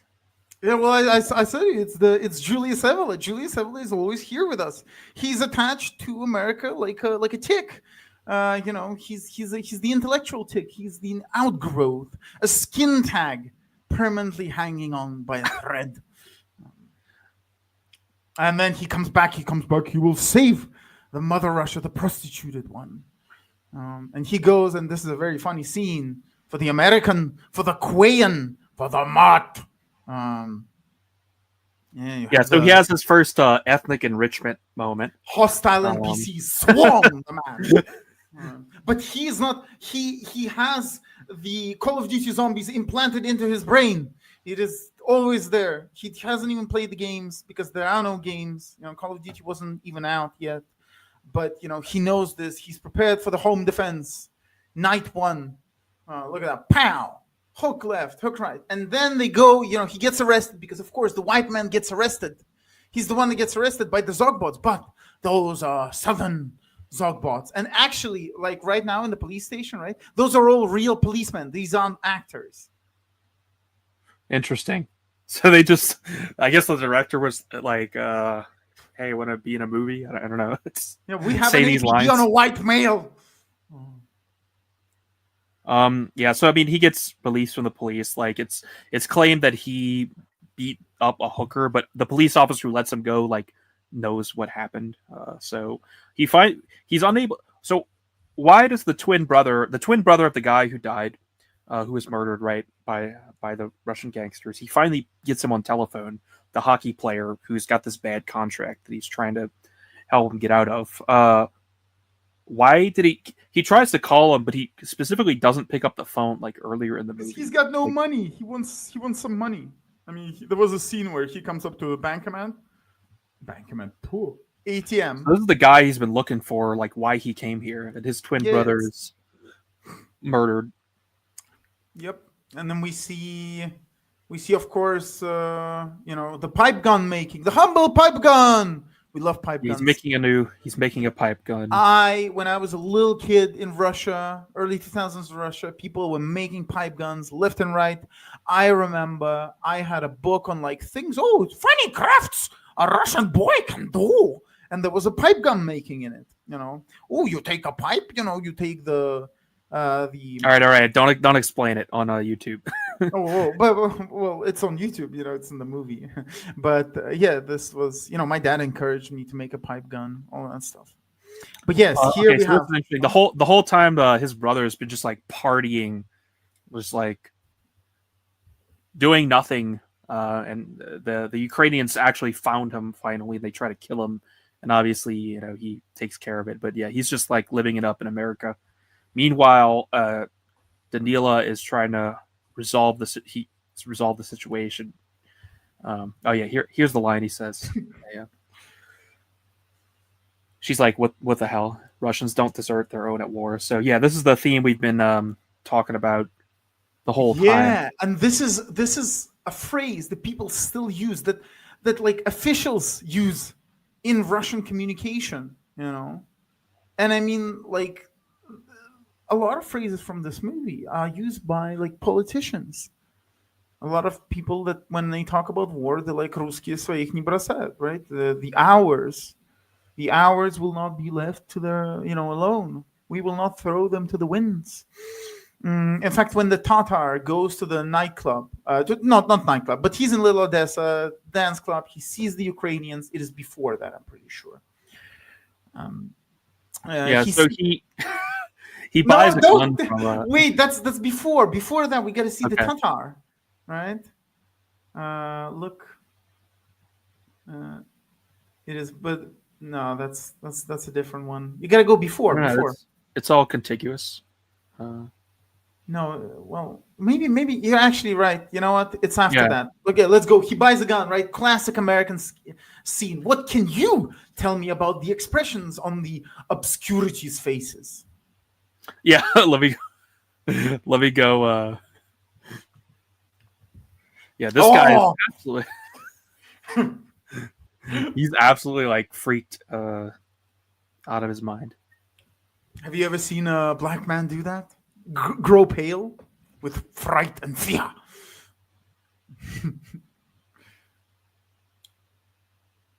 That's the guy you stay away from. You don't. If you see a black guy whose eyes look like that, you don't go anywhere near him. Is he on something? I mean, he looks like he's on something. But you can see this scene also as the the Russian taking the spirit of the true America, the flintlock gun, the smoothbore. Oh yeah, he's got a smoothbore gun right here that he shoots him with, and then steals the guns. The Revolutionary War. The driver. Right now. Yeah, so he uses the pipe gun. In the moment of the movie, in that moment where they're in the car, Danilo Bagrov is not Danilo Bagrov. He is George Washington. He is George Washington fighting against the English.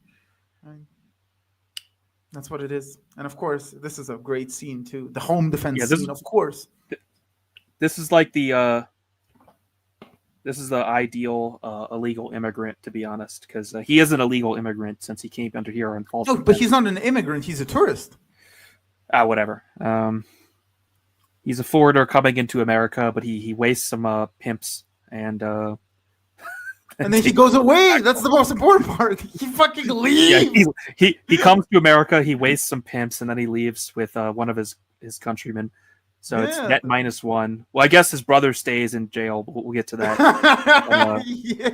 I mean, we could use more immigrants like this guy. Let's just the Tatar. I mean, the Tatar wastes, and then they say it later that he wastes the entire club. He killed all of them.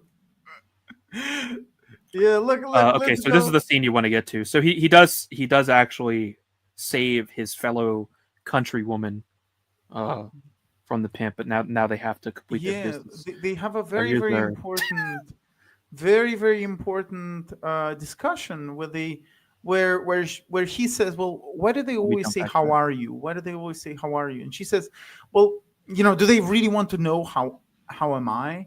And she says, "No, it's just for show, and everything here is just for show, except for the money. Mm. Mm. And so then they meet the.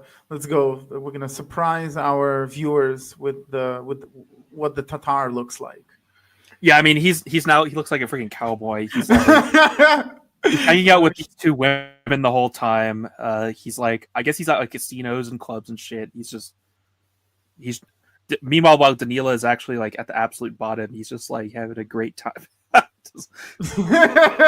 He looks like the what's his name, the singer, the like not Elvis, but I know who you're talking about. I forget the name, but he's not. I mean, at this point, he's an American, right? He's become an American. He is an American, but the mirror, like if Danila is an American for the spirit, for the small kind of minutia between the lines, he is for the, what are they called? The marginalia.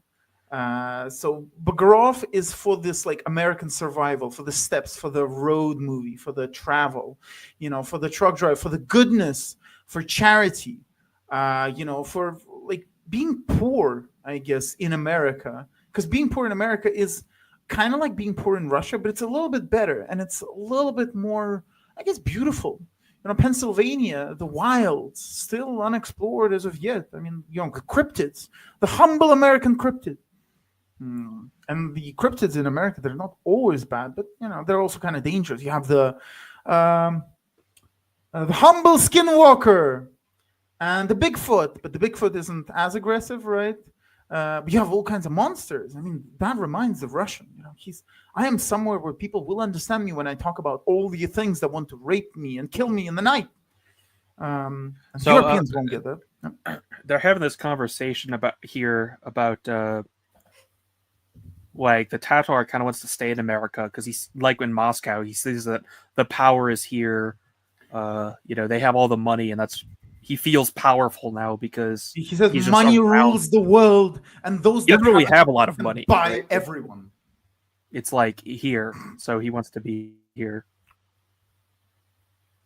So like he's been corrupted by what he found in America, and then some homeless blacks walk up and ruin their crawfish boil they're putting together. They have some interesting things to say about the blacks. Yeah, because he says black like a bastard. Here we go. Right, and then he says he's no, and so look, Mr. YouTube, don't ban me. I'm not gonna say the hard R. Don't say the word, but that's what Russian, that's just the word for that. Yeah, right? in Russian, the hard R is just. It's just, but it's obviously like knee, not the knee, but the knee. Yeah. So. But they talk about the power in them and how the whites fear them. And she's something primal in them.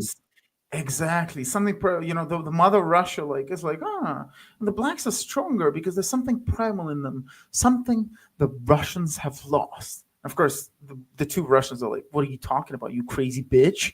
I mean, and they come over and wreck their.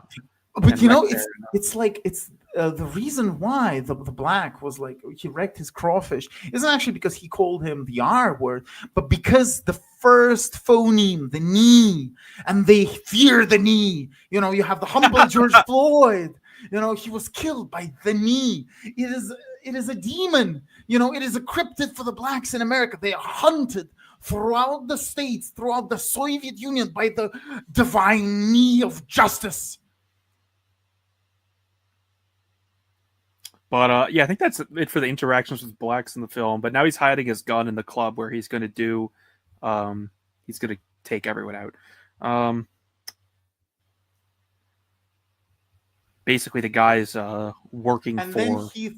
Then the police screams. I mean, basically, like there's some pornography scandal here where basically, like, one of the things these Ukrainian gangsters are doing is like snuff films in Russia, and also I don't know, can we say the R, the non-consensual sex word on YouTube? We've already said rape a lot, so okay. Oh yeah, you did. Okay, yeah. So yeah, they've got like actual rapes and stuff, and this contraband gets trafficked to America.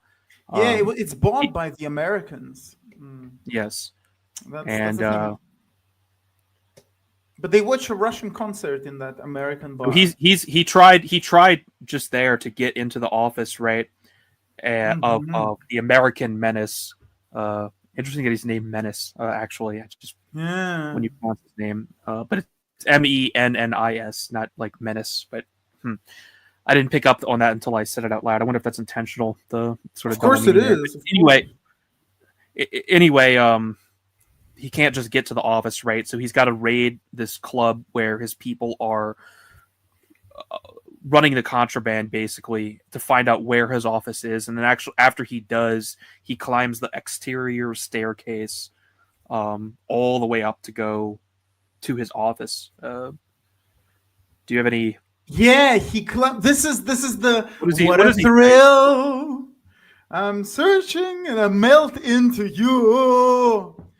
What a fear in my heart, but you're so supreme. Come on, but it's the Russian version. He's climbing up, he's saying the poem. This is the Russians will never leave other Russians behind. They will never give in to the American. He goes up there, and this is the iconic scene. Where let's go to the scene. He sits down. It's the chess game. It's the chess game, right? Chess. Yeah, I mean, obviously the chess game is very Russian, right? They've got Russian vodka right there, and the Stolichная vodka, the capital's vodka, that the American, the evil American cannot drink, right? As the strong Russian, and then he tells him, and this is something, this one-shotted an entire generation. He downs the triple shot there. Yeah. And he spilled all over himself. This dialogue one-shotted a generation of Russians. Tell me, American, in what is power contained? In the money. My brother says in money. You have a lot of money, and I think power is in truth. Whoever has the truth is stronger. You deceived someone, got money. Did you become stronger? No, you did not. Because truth does not stand behind you. And the one who has been deceived has the truth. So he is stronger. Yes. And then the American concedes. He said, yes. And you can see this actually in the Putin speech. The Empire of Lies. So, I see. Yeah, this is, I guess, it's one of the classic scenes in Russian cinema, you would say. Yes, the point of the classic scenes in Russian cinema is to be used by Vladimir Vladimirovich on live TV, and to be used in silly, retarded Medvedev tweets too, as well. Interesting though, he took the money, right, to give to the hockey player to get him out of his debts, but he didn't kill him. Interestingly, at least not that we know of. He defeated him in the game of chess, in a drinking game. In fact, in this case, because he loses the game of chess, and then he loses the drinking game, and then he also concedes the dialogue, nukes and novels. Right? He's defeated by the linguistical power of the great Russian tongue, the mighty Russian tongue. Then the ending is a bit strange, because he now has to go find where the hell his brother went. Right? I mean, his brother's gone totally. He's been just a sort of side character. Yeah, give up Russians. Movie. The Russian. Did you know this line? The Russians never give up. Русские не сдаются. This has been used by both sides in the Ukrainian war. When the Russians are at the trenches, they're firing and they're screaming like the humble American Civil War veteran. They're screaming, "Surrender, surrender, please surrender!" And of course, the evil ho-ho, the pigger, the humble pigger, he replies, "Russians never surrender." And then when the vice versa happens, the Russians scream, "Russians never surrender." And so here we have the Tatar, and then when they draw him out using explosives, using smoke grenades, he says, what does he say? He says, I am staying here. I am going to live here. Despite being arrested, he loves this place. He is the perfect man for America. He's the Russian that is made for America. It is Mr. Reagan. Mr. Reagan's ghost comes to this land and it picks Russians one by one. It says Americans are, they're born all over the world. And even Russians can be born as Americans. He finally finds his place. But Danilo Bagrov goes back to new Mother America this time, and he calls his southern friend to help him. He says, "I need help." And yes, he calls the truck driver. Yeah, he says it in English. He says, "Ben, I need help." And this is a big question. Well, what can true America help Russia with? And this movie says it can help Russia get back to Russia. And then you see the black female, the black female police officer says APB on a white male. Russians understand the full scale of white genocide going on in America. They know of the persecution. They know that this is the new Kulak. They know that they've done this with their own population in the past. Now the shame that is now interesting. gone. Yeah, because there is a point in the movie earlier when Danila gets arrested. In relation to those pimps, one of the police officers comments on this, how none of the black people who actually committed the crime, who beat him up, were arrested, but he's brought in by the beat cop. Yep. And then there's his friend, his American friend, getting him to the airport because the cops are looking for him. Right? They picked up his brother because his brother had punched that cop earlier, and then he had shot one of the Ukrainians who tried to kill him in the bathroom of that nightclub. Yeah, he shot up the entire club. He went full. You call it it's pig shooter, right? It's the what do they call it? It's like a meat. No. Yeah, Danila shot up the club, not his brother. No, his brother also shot up. He just shot up the little Odessa club. Danila shoots up the American. Yeah, Danila shoots up the American club.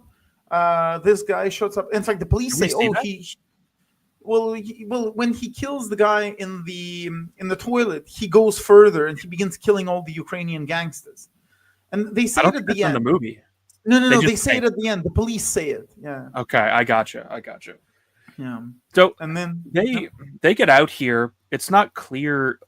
Does his brother just go to jail or does he get deported? What? I guess we don't really. He becomes American. Yeah, he becomes American. And now they just so Danila just leaves his brother the Tatar in America because he's become an American, I guess. Yes, exactly.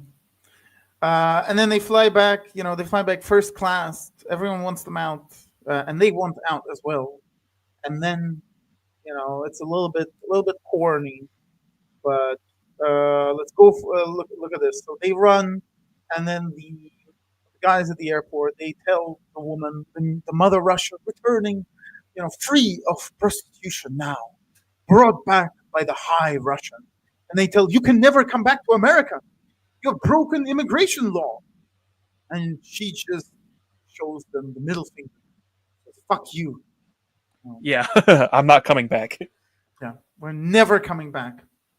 And then when they sit at the, in the airplane, the Russian, guy comes in, this very, very kind of a little bit German looking too. I mean, Danila is a little bit German looking, and the Tatar is not German looking, but Danila a little bit, you can feel European, European blood courses through these veins. But this guy, and she says, oh, bring us some vodka.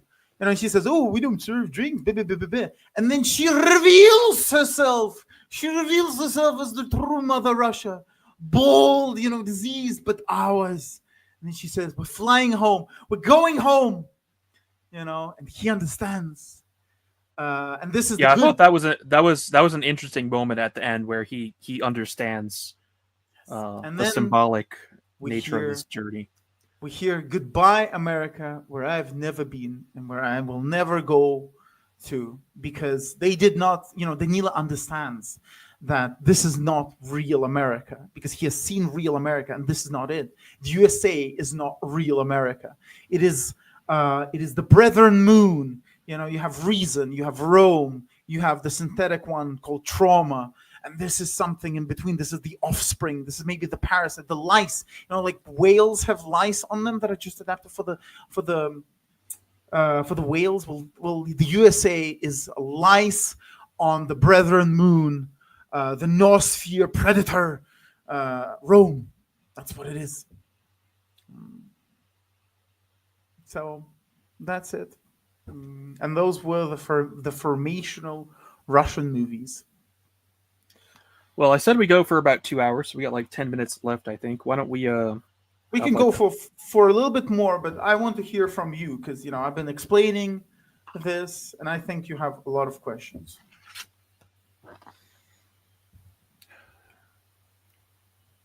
Yeah, I mean, I think you kind of explained pretty much anything I would ask, like, because we kind of went through, especially the second movie, more or less scene by scene. It's hard when you watch a foreign film, especially Russian film like this, because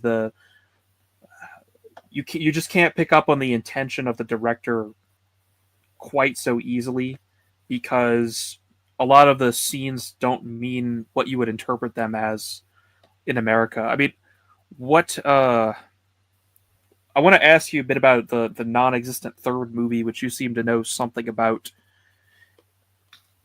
Well, actually, before that, one of the interesting things about these movies is he doesn't have any real love interest, which you would sort of expect in an American film, like especially a quote unquote gangster film. Like there would always be like a very clear love interest in the film, a sort of woman who drives the film and the actor in some way.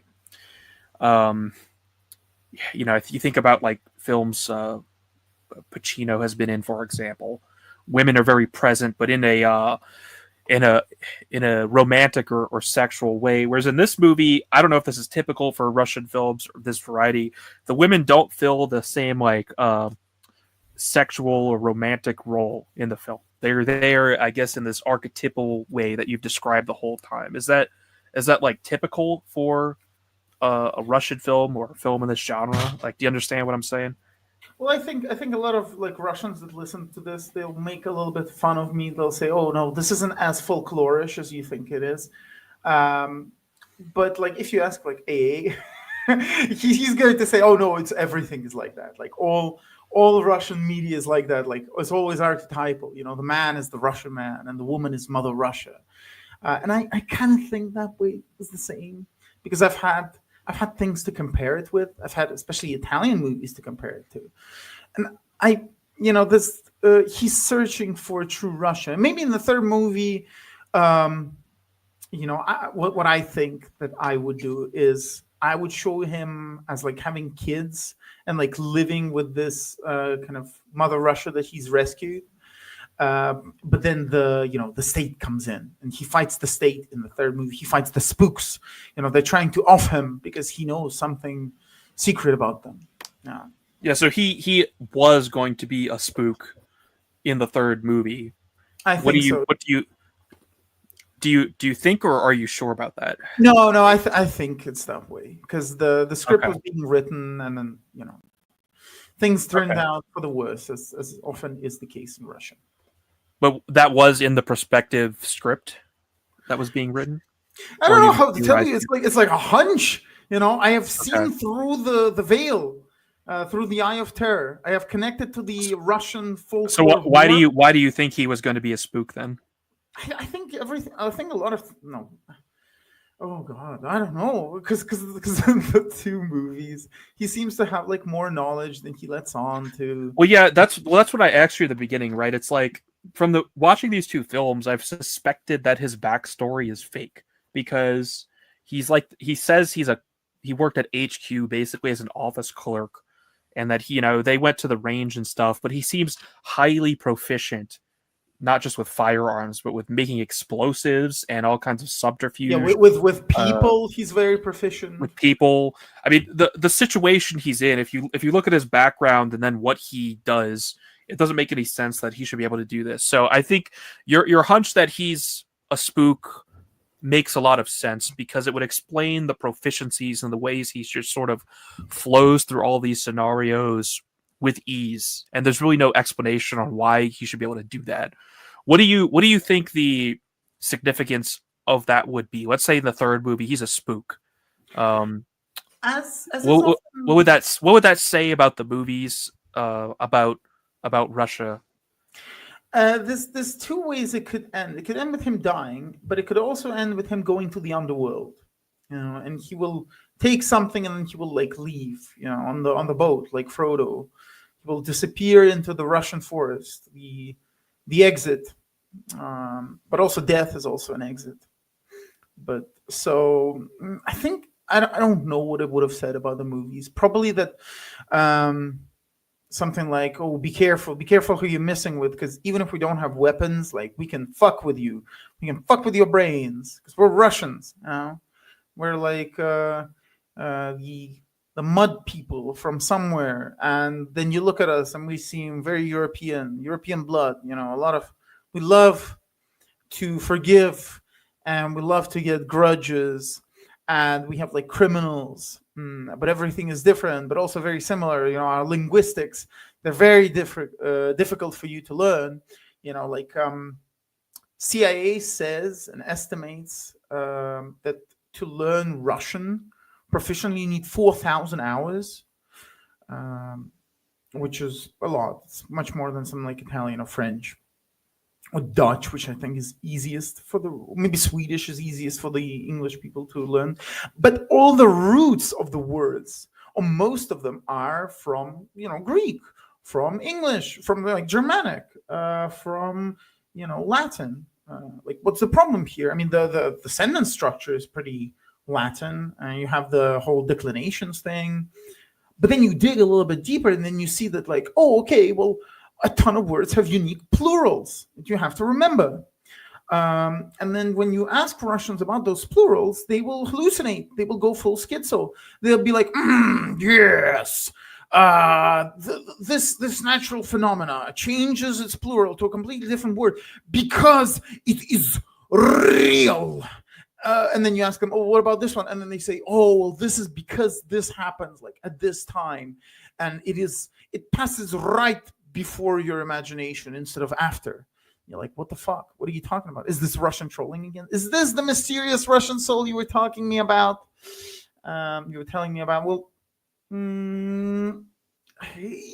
if you have the first one where he is kind of dealing with Russia, and then the second one he's dealing with America, maybe the third one he deals with God.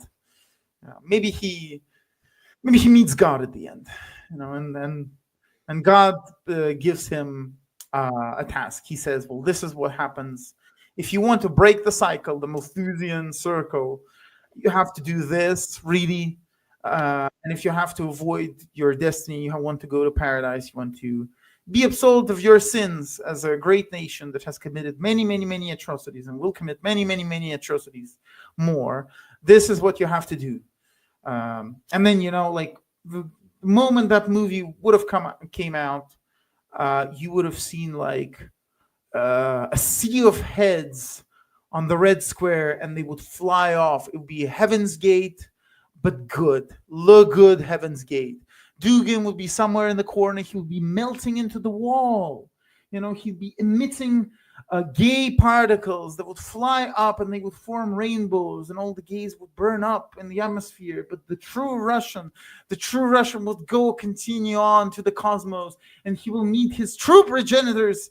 He will meet God, the leader of the Russian nation, of the country, who keeps her from dying because there is no other explanation for her existence. And so it wouldn't even be translated into a language, the third movie. It would be inscribed on the DNA directly on the neural pathways of a Russian. You wouldn't even need to go to the cinema. And Danila Bagorov would be living inside every Russian. He would be speaking through him. It would be like the end of Evangelion, but it would be like Now, I don't know. I think the American descriptions of these films on the back of the boxes are wrong. So the first film is described this way: a powerful examination of life in a society hardened by violence and crime. Alexei Balabanov's Brother is an unnerving look at the consequences of conscription and war upon a generation of young Russians. I feel like that does not accurately describe the film like at all. That seems like a very American take on just like a what appears to be just like a gangster film, but the film doesn't do any of that. I mean, the point isn't that the society's been hardened by violence and crime, or that like conscription and war. Like none of that is in the movie at all. It's about what we talked about. Yeah, it's like a deeper look into the condition of the future of the Russian people after the end of the Soviet era. The second box says a powerful examination of the values and ethics of the American and Soviet criminal fraternities. Brother 2 is an exhilarating, hard-bitten ride straight to the rotten heart of the black economy of both countries. I mean, it's not. I didn't find it to be it's not an examination of the values and ethics of the American and Soviet like mafias. It's not what the film is about at all. So I don't know who wrote those, but I mean, especially the second movie, which depicts America in 1999. So this is like 25 years ago now. Like, I mean, what effect did this have on how Russians viewed America when this Well, came out? goodbye. That we can no longer just imitate America. We have to find something our own. That belongs to us and us only. In fact, And this is like right before Putin came into office as well, no, president, right? I think he 99, was. or right Second movie after. came out, he was already in the office. I can't remember if he was office 99, 2000, or 2001, but you might be right. Either way, it was right at the end of the Yeltsin era, Mm-hmm. where Yeah, it was all of 2000. so it came out right before Putin entered office. So right at the tail end of this era, where probably one of the worst periods, I guess, for Russia. Uh, I mean, would you say that like the Mm, 90s were a period where it's like everything was just. I guess it was a bad period. I guess from my view is because there was complete uncertainty about the future of the Russian people, so and this that itself is scary, at least to a Westerner. I don't know. What do you this think? is interesting. So my dad once was asked on a like a questionnaire to write about the 90s. Um, and he says a lot of things about his life and how they bought apartments and what clubs they went to. He said, "Oh man, there were so many great clubs, so many restaurants. Things were kind of cheap, and there was a lot of work. There were a lot of opportunities. Everything could happen. There was every way you could go." Lots of clubs. I mean, he said he just lists clubs here that they used to go to. You could like do anything. So I guess it's like it's also really awesome at the same time, right? Yes, yes. You could do everything. He says karaoke. They would drive to the lakes and they would go and do shashliks. Like roasted meat. But But then it's like after doing that for 10 years, it's like now what? What do, yeah, and he kind of he says that, for example, in the school, they got. He doesn't know if whether they got more freedom or more chaos. Um, and then he kind of like when they ask him, well, what did you get out of this for yourself out of the 90s? And he says that um, I began to understand and to feel the absence of grace. mm-hmm. Like God's grace. Yeah, I Because understand. yeah, my dad is more what would you call it, like Calvinist, I guess. He's just like grace is given by God. It's not works. It's sola fide. And I mean, he always pushes back when people say that, like, oh, the criminal 90s, the bloody 90s. He says this is This was like life. This was opportunity. This was future. And then it calcified. It did not grow into something else. But a lot of people, a lot of people died there. Drug addiction, divorce, alcoholism. People weren't doing well, and you could see it's like the freedom. Was it the freedom that killed them? Was it chaos?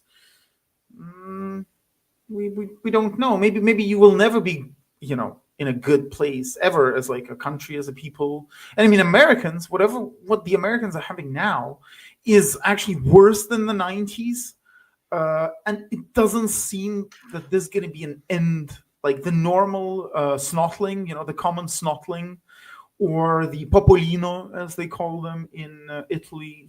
Especially if he's white, he will be feeling worse and worse and worse. His money will cost less and less. And the white genocide that the South Africans are like running away, it's still going on in America.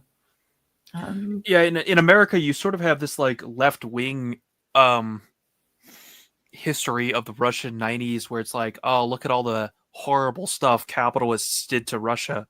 But looking at the Russian 90s from the way it's portrayed in media like this, it's like when I look at America now versus the Russian 90s, it's like, well, at least in Russia, like there's actual opportunity there, and there's a unrealized potential that didn't get realized. But in America, it's like that doesn't exist at all now. The potential is rapidly contracting, and in terms of being on the right, things are definitely looking up for our like overall cultural movement, but the country as a whole is going in a very like not collapse oriented, but the empire is failing, whereas in Russia the empire had already failed, but now that laid the groundwork for all this new opportunity. So yeah, because the Soviet Union had the dignity to kill itself. Yeah, there you go. From the American perspective, like the 90s look really cool because it's like this repeat of like all this like in America this is more associated with like I guess the 80s, but like there's like this capitalist opportunity there, and there's this unlimited like freedom to do like pretty much anything you want, especially if you have the money to do it, which is like a very American impulse. So it's like it kind of looks cool, right? Like I don't know. Do you understand? Yeah, no, I understand. It's just it seems like the virus has either jumped hosts or it lost a host. But the Russians, it seems like they never figured out what happened in the 90s, right? Like you're still like culturally figuring out what are we like. We've gotten over that, but we still haven't quite become something yet. Well, the Russian like conception, a people. the modern Russian conception of history is very fraught with either misconceptions or outright denial. After the fall of the Soviet Union, people were seriously debating whether to include the Soviet Union into reality. They were debating whether they should put it in the history books, like mention of Soviet Union, whether they should or shouldn't censor mentions of Soviet Union from everything, because it was that bad, and everyone around them, the foreigners, said that it was bad. But now it has gone the other way, like too much, maybe sometimes, like they're rehabilitating Stalin. But also, this is kind of important. Like the church has become more important in the Russian everything. Church attendance is trending upwards. Still, still bad. Still as bad as like Europe, or maybe even worse than Europe. It's definitely worse than America and the South. But everyone's waiting for the czar. And the church says all the time, they say, check back in 100 years. Check back in 100 years. Well, like, what is the point of Russian life today? the point of American life is to die if you're white. Like the point of American life is like if you're white, you have to like like I'm trying to say I don't want to say the bad version, but you have to physically remove yourself from existence, right? Like white people must cease to exist. Like that's the point of life in America. Like not that I believe that, right? And not that even most white people believe that, but white people in America are trying to figure out like what is actually the point of being American, and we're rediscovering that, and I think we're finally actually trending in a good direction in terms of our cultural life, although we still have a long way to go. But like, what is the point of being a Russian right now? Because in America, it feels like there's no point for most people of like being alive. Like, I guess we're always going back to novels and nukes. If you're a high Russian, your destiny is to write a book, a really good book. But if you're a low Russian, your destiny is to fight for Russia. And if for the exit to the forest community is for the high Russian. For the low Russian, the exit is death on the battlefield. Yeah, that's interesting. Have you seen the movie The Battle for Sevastopol? It's about Ludmila Pavlichenko, that famous Russian sniper woman, right? Are you familiar with that film? It's Oh a Russian yeah. language film. Wait, look, I've never seen the movie, but the Russian sniper woman like much didn't exist. It's just like war propaganda bullshit. I'm pretty sure she was never even at war. They like found documents and they looked at when was she stationed? When did she like get out? And they found out that like this was during the war. They just propagandized with the heroic Russian mother, the mother Russia sniping the evil fascists. Well, the film is very hardcore Russian patriotic war film. I mean, you're familiar with these; they're kind of corny when you look at them as an American. I remember. It's also kind of neat because the unabashed patriotism is kind of nice. But in any case, one of the interesting things I found in the Battle of Sevastopol, the screenwriter Leonid Korin volunteered for the Wagner Group, and he was killed in Bakhmut, which is pretty interesting. But Man. That's really weird, right? Like that's not something you would see from. And you mentioned high Russian. I guess this guy would probably be high Russian. And you mentioned how like the point is to like die in war for Russia. And he literally did that. Yeah, I mean, has the war in Ukraine done anything to facilitate that, like giving purpose to Russian life? It seems like the Russians like thrive on war, like thrive on misery, I guess. The Russian needs. Yeah, I mean, Russians are weird this way. The Russians like need this misery. Need suffering to survive, right? You need suffering to write beautiful books and to make great, terrible weapons. Like my Russian friend, he tells me that there are queues outside enlistment offices. And a lot of people like kind of, if the government does routinely, it has some summoning, right? Summoning, no, not summons, draft, right? There was a little bit of a draft like early in the war. But if you get a draft ticket and you just don't go, you pay a fine of like $100 to $200. But if you get the analysis and they say, okay, you have to go to this place, and then you don't go, you go to prison. The ethnic minorities of Russia, which we do see kind of in the movie, this discussion of the Russian seemingly successful multiculturalism. I mean, it's one thing I'd say about it is it's more successful than the American multiculturalism. And even this, like, mathematically you can see it because Russia is still 84 or something percent Russian, and then like the Islamic population is only like 9%. It's not like 20% because all the non-Russians, there's a ton of like white people still there. But if you're not Russian, you're not high Russian, you're like weird mix, Tatar, Muslimic, whatever, like Uzbek, the pagans from the north, the Yakutians, right? The predators, samurai ninjas, Yakutians that like chop down their enemies, and they're really good at the war, and everyone likes them, and they are big Russian fans of the regime. They will be always the first on, to defend Vladimir Vladimirovich, to defend Pupa, or whatever other nicknames he has. The crab, the great crab, the man who's warming the throne for the Tsar, but is not the Tsar. And Yes, and they that's go, how Putin is viewed. He's like he's the regent, and we're waiting for the czar to return. yeah, and so all these minorities, they will go to die in the war. They're cannon fodder, they're everything, and they don't have a choice in saying no, because we uplifted them. We give them the uplifting, we give them the wonderful Russian language, we give them money, whatever. They live, they can breathe, and they aren't actually breathing that well. Obviously, every good Russian will say there's too many of them.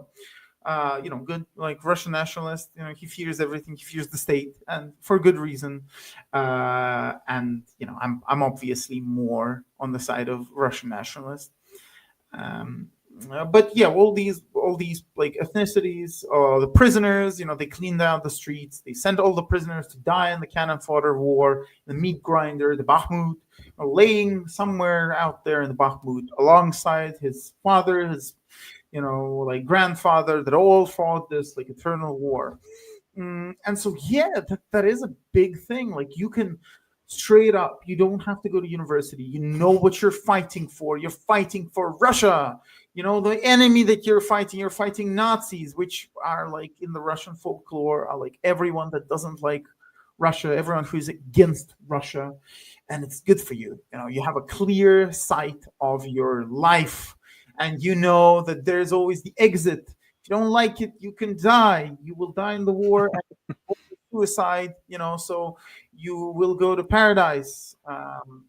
And people are already buying stuff to look like ultramarines with like little sigils, and you have battle priests. In fact, the priests are complaining that there's not enough of them, because people are like returning to pagan atrocities, and they do need more Christian priests. So if you go to Christian education, you can then also go to the war, and you can be a priest in the war, which is pretty good. It's you can bless the weapons, you can look, you can surveil the army so that they don't engage in atrocities.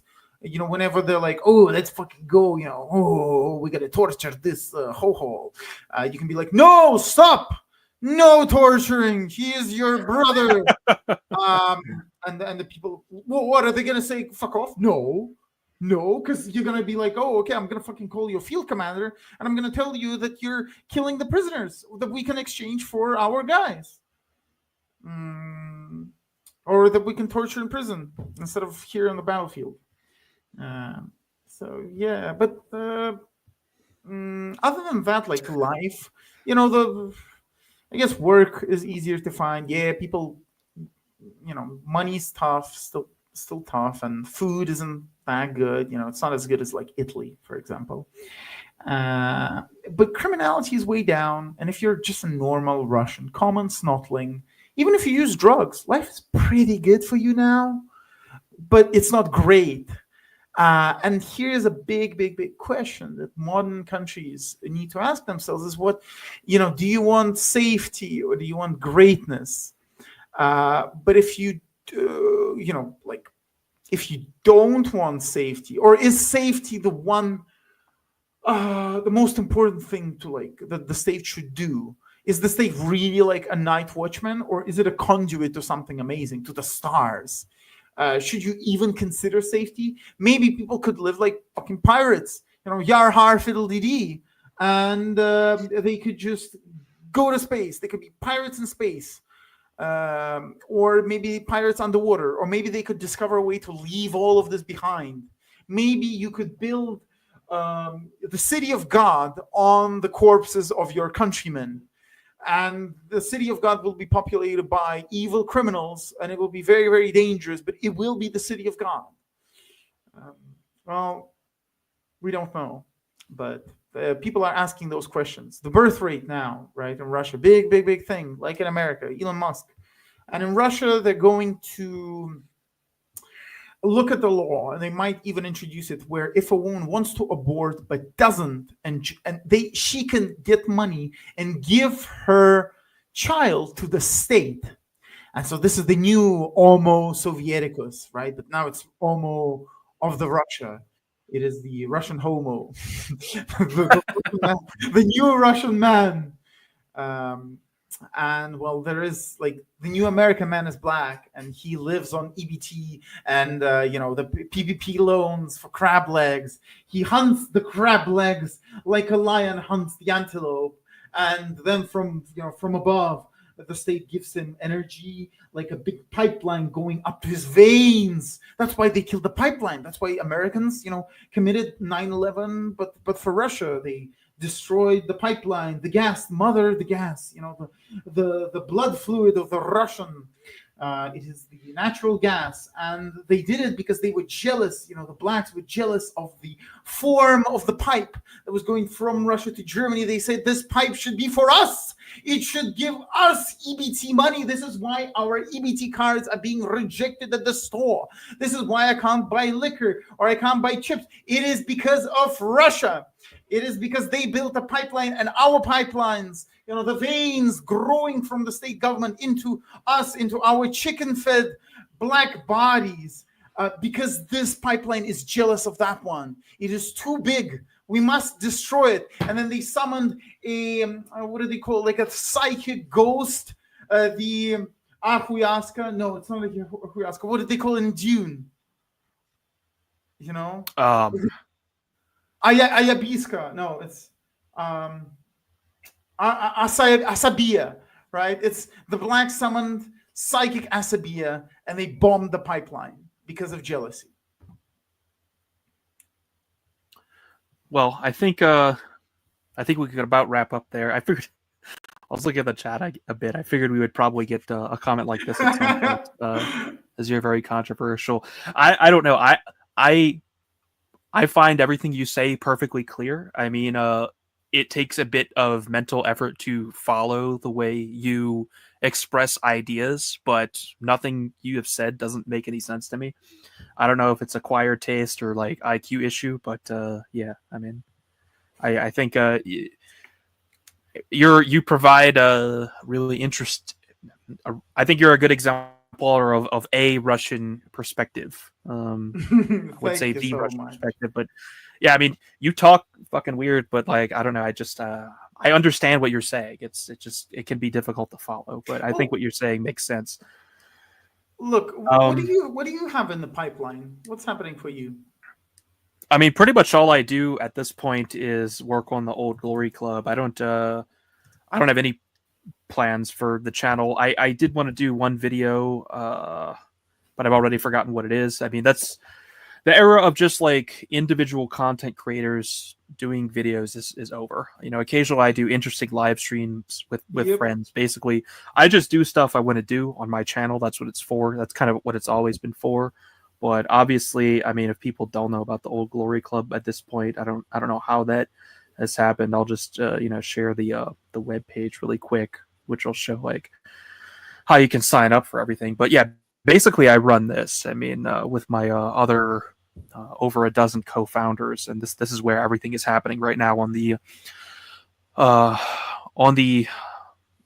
American patriotic side. For people who actually care about the future of this country. We just did our conference. What was it, last weekend? Or was that 2 weeks ago? I can't even remember because I've been basically just constantly working since then. I think it was only 1 week ago. We just had wrapped up our yearly conference, which was excellent. I need to update the website actually, but you can see some of the speakers we had on the tickets page where you can't buy tickets anymore.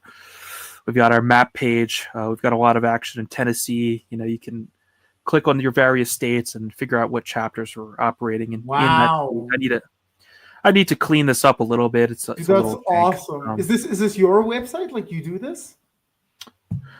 Yeah, I mean, I run the website because although there's a lot of programmers like on the right, for some reason I'm the only one. The Lewis and Clark Society. It's the guys that found the skull in the in Blood Meridian. But yeah, so many states at this point have chapters in them. Are there and any chapters in New York?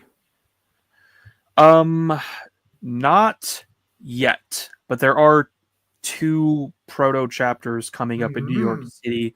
We have group chats for pretty much every state or region, and we've got descriptions of all the chapters of the website. Whoa. I mean, Oh, basically, they have like, a Polish flag. no, they don't. Look down, down, Where'd you down. see that?